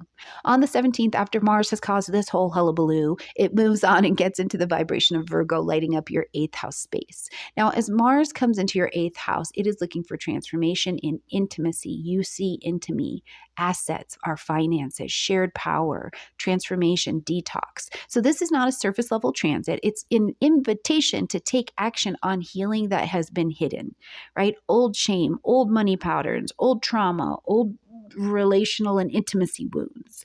Astrology. Because Mars here wants movement, but it only wants movement if it's deep and if it's real. So this can be a beautiful time to initiate that therapy. Initiate that debt consolidation or that debt freedom or reorganizing of your finances, right? Maybe you enter into a deeper emotional conversation about what needs to happen. Now, one thing I would say is that Mars is still Mars, so we do need to watch out for control dynamics or this burnout through emotional over efforting. Like I'm doing the most emotionally, but it's not actually getting me anywhere. This transit, if we use it well, I think it is about moving with integrity, but also producing a surrender. So maybe you have to sit down with that partner or that financial advisor and say, here's what's been really hard for me to talk about. And that moment of honesty begins a shift that you have needed for years. Okay, on the 20th, we've got the sun moving into Cancer, now this 6th house as well. And it's the solstice, bringing the sun into the 6th house, bringing light, heat, life, and vitality, illuminating your relationships with this daily routine, health, service, a daily structure. And you're being asked to love yourself through rhythm, not through restriction here. The sun reminds you that, sacred work starts in the I am. The sun supports in your body. It starts in your body. This is a perfect time to clarify a new beginning with like a wellness practice. What do you need? Clarify your daily schedule. Stop pushing through pain in silence. The world needs your brilliance, but not at the cost of your burnout. So maybe you start saying no to an opportunity that looks fantastic on paper, but it would absolutely overwhelm your calendar. So instead, you decide to rest. You remember that your energy is sacred. It's not infinite, and you get to rest. Now, to help with this, right, we're building into this. This may not be innate just yet, but this is why we get these transits to help us work it out. Because on the 25th, we've got a new moon happening in Cancer now. And this is a cosmic reset, right? A chance to plant your seeds of intentions around healing, around that daily consistency with healing and living in rhythm, with daily alignment. And so the question here at the new moon, I think, is what kind of life do you want to wake up to? What kind of work, Aquarius, actually serves your soul? What kind of daily routine actually serves you? So this is your time to plant those seeds of intention for wellness. Let it honor your emotions. Let it honor your sensitivity. Let it honor your safety, not suppress it. Start small. One baby ritual that nourishes your nervous system can set you on the course of absolute success. All right, as we're going to close out the month on the 26th, Mercury is going to vibe into Leo, lighting up your 7th house space of conscious chosen one-on-one relationships and partnerships. And instead of being this very Mercury in Cancer, where we're more inward, we're more connected to that intuition. This is bold and out loud, right? It is literally giving your voice warmth, but in a very magnetic external kind of space. Now, Mercury in Leo is also going to have a lot of clarity in these one-on-one relationships. So this is a great transit to have that important conversation, whether it's romantic, business, friendship, spiritual, have it. You're learning how to speak your truth in relationships without losing yourself, without setting fire to your nervous system, right? You're staying in a constant flow of truth. And Mercury in Leo says, say it with your chest out. Say it like you mean it. But say it with heart. Maybe you finally ask your client, your partner, somebody you're in collaboration with, what do you feel like you need from me for us to be more connected? Woof, what a question. But the answer might surprise you and also do what Mercury wants to do, which is gather information and open a whole new pathway forward that is a lot more aligned and simpatico. All right, Aquarius, I think you've got a beautiful month on your hands. It doesn't mean that everything's going to be peachy roses. This is a general reading, and you're learning to heal through rhythm and connection and honest commitment. So there's some work to be done, and you've got to also weigh this against your own personal chart. So make sure you share with me how it goes for you and how it's manifesting in the comment section down below. Grab your own chart and take a look at where these energies are also unfolding for you. I love you, and I will see you in July. Hello, my absolutely beautiful Pisces friends, and welcome to your horoscope for June of 2025, where Pisces this month, I think, is a soft and really powerful return to your joy, your voice, your creativity, your right to feel pleasure without guilt. You know, we've got a major lineup going through your fifth house this month. So you're really being called back to joy, pleasure, play, your own heart. Of course, there are going to be things that come up around children, right? Jupiter moving for the first time in over a decade into Cancer is masterful and massive. Mercury, the sun, a healing new moon, they're all saying the same thing. Your joy and your pleasure does matter. And it's okay to start that. So it's time to make some space for it again. Meanwhile, we're also going to see that there's a full moon lighting up your 10th house space. So this shift in your public persona, reputation, path, however you'd like to say that, something in your career or public visibility is going to be a change that comes along the way as well. So let's just jump in and see what the month has to offer. Now, first and foremost, on June 6th, at the beginning of the month, we've got Venus entering into the vibration of Taurus, lighting up your 3rd house space. Now, Venus is not a hustle hard energy. Venus is an attracting energy. So we're pulling into us, receiving, right? So Venus here in the 3rd house of communications, the way that you network, you give and you receive information, things having to do with siblings. This is bringing a sweetness and an ease to the way that you communicate and express yourself. This is a wonderful transit for writing or speaking or just letting your words carry warmth and presence and femininity. You know, you're reminded that your voice doesn't have to be perfect. It just needs to be honest, and that you're allowed to speak joy into your daily life. You're allowed to speak joy into other people. Even if a situation seems challenging, it's not about spiritual bypassing, but you are allowed to speak joy into the moments around you. Let me share a prime example with you. I was on a plane and the plane got delayed, right? And there were these people around me and they were acting like it was the worst thing that had ever happened to them. They had all expressed that they had no emergencies to get to, nothing. It was just so annoying that this plane was delayed and the worst thing in their lives, right? And in that moment, exactly what I'm telling you occurred to me, that I was like, in this moment, I have an opportunity to speak joy here. I was like, but isn't it cool that they were able to give us these wonderful additional snacks and they were able to offer us hotels for the night. And we got to meet all of these cool people that we've been with for 9 hours now. And we know these things about each other, and it changed the entire situation around. You are allowed to use this transit as a beautiful time to mend moments, mend conversations, deepen connections with your siblings, with your neighbors, with your local community. Because Venus here is also a harmony maker, where she's going to smooth out the edges of your mind. And this invites a space of little moments of joy, of beauty, of pleasure, and bring them into your journaling, bring them into your singing. When's the last time you just sang in the grocery store? Are we singing in the grocery store anymore with these prices? But when's the last time you did that and you were like, you know what? Eggs are expensive.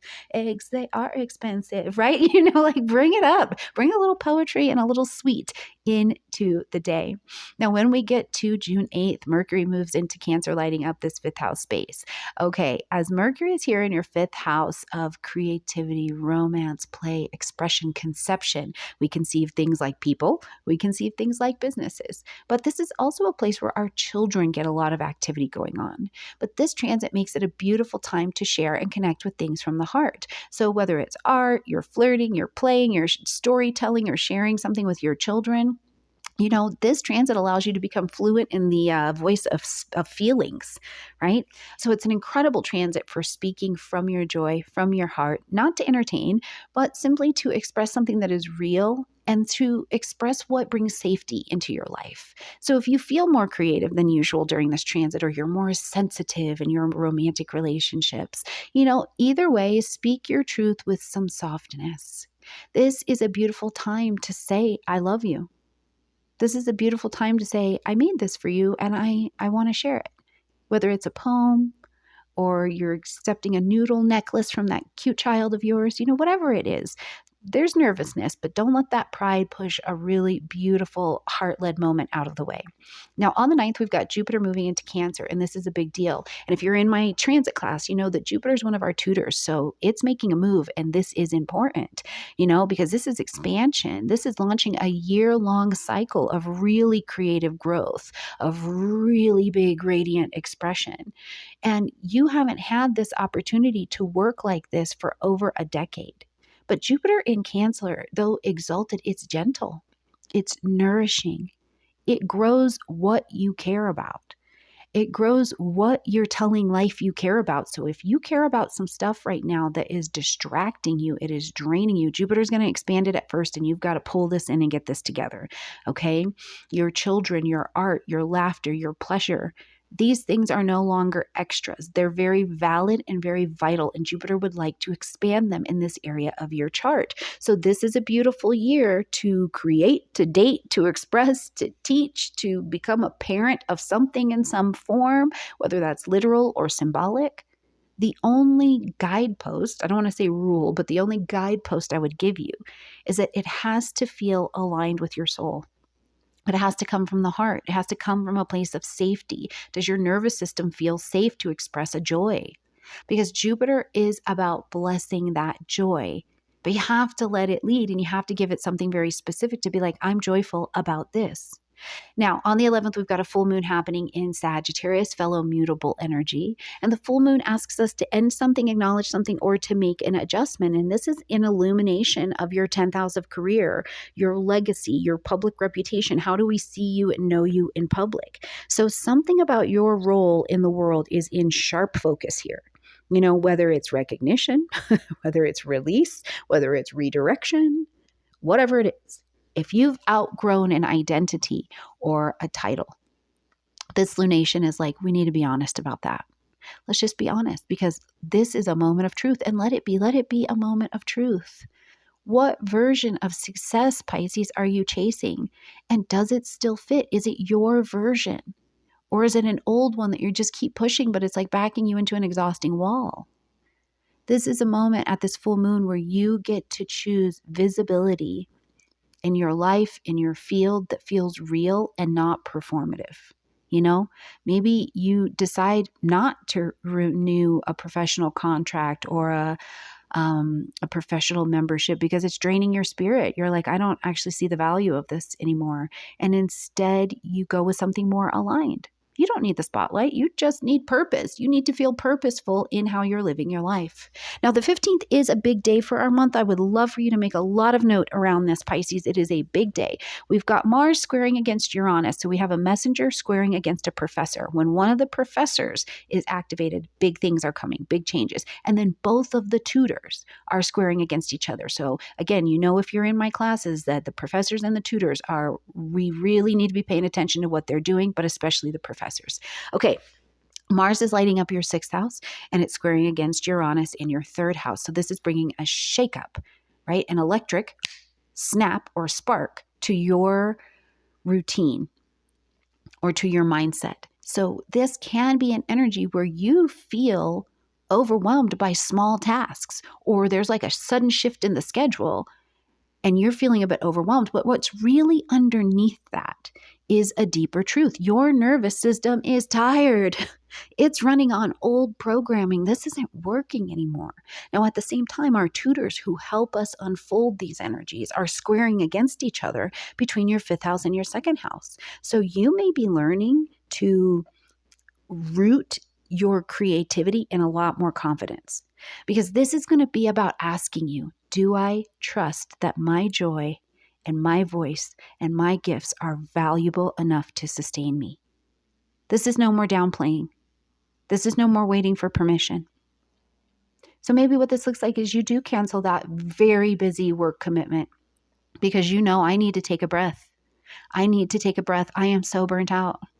You need to return to your canvas. You need to return to the stage. You need to return to that notebook, something creative, and this time you are coming at it with this idea that what I create is valuable. It has worth, but this time you're believing it. Now, you may not believe this all on the 15th, 16th, and 17th, but it sparks your attention so much so because Uranus as a professor gets activated here. So you're coming to know this quite deeply.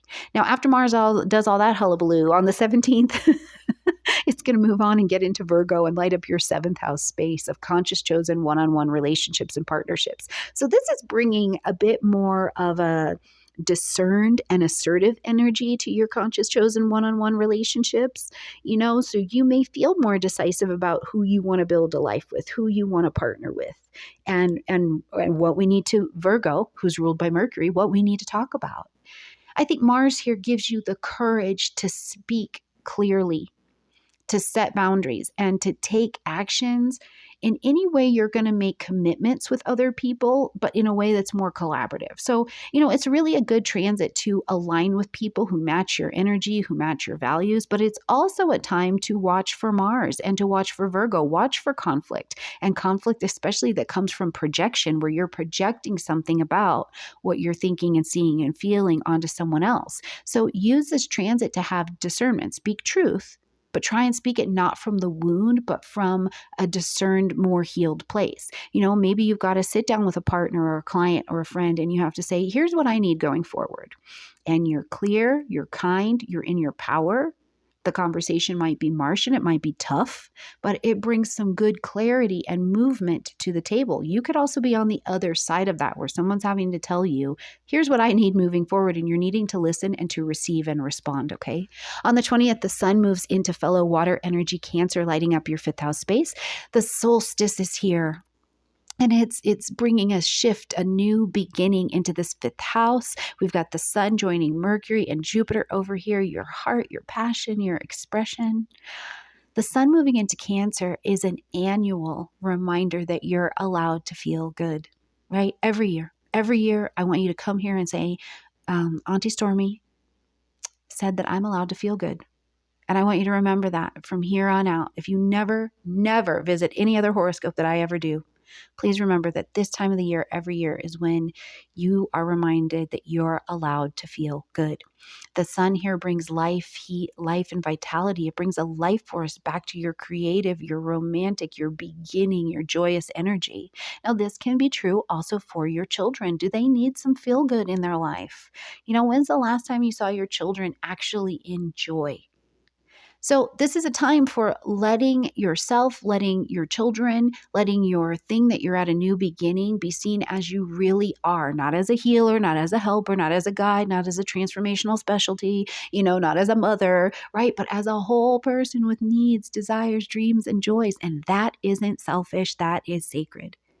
Your joy is a spiritual practice, and I hope that you're practicing it. So I hope that you allow yourself, a little getaway, a little silly dance in your kitchen, a little unapologetic yes to some new creative project. And for once, you just don't feel damn guilty about it. Just love it. Let your joy feel like home.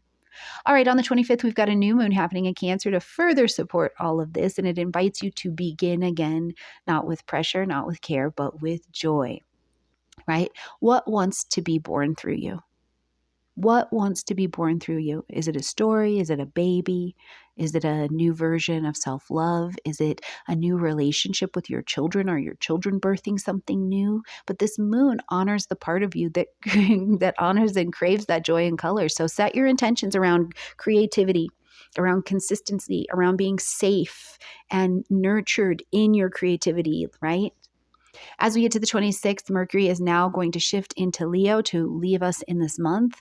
And Mercury shifting into your 6th house of daily routines, health, wellness, service. Mercury in Leo has now moved from this very introspective, looking more inward, more to the emotions and the safety of Cancer, into a very outward expression.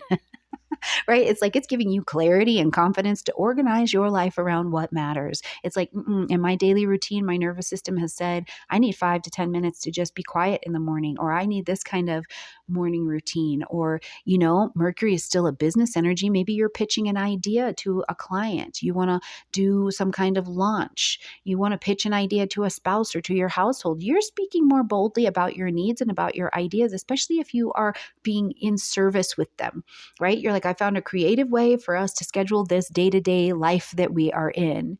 But Mercury in Leo asks, first of all, can your to-do list reflect your purpose or what this list needs to get done with some joy? Can your work and how you're working on what you're working reflect your heart? So this may be a time where you rearrange your schedule so that creative time is no longer negotiable. When someone asks you for that time, you say, oof, I'm unavailable then.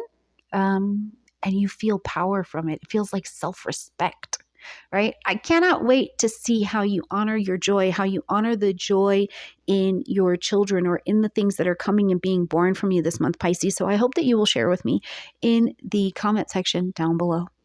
All right, beautiful Pisces, I love you. I love you, my fish friends, and I will see you in July.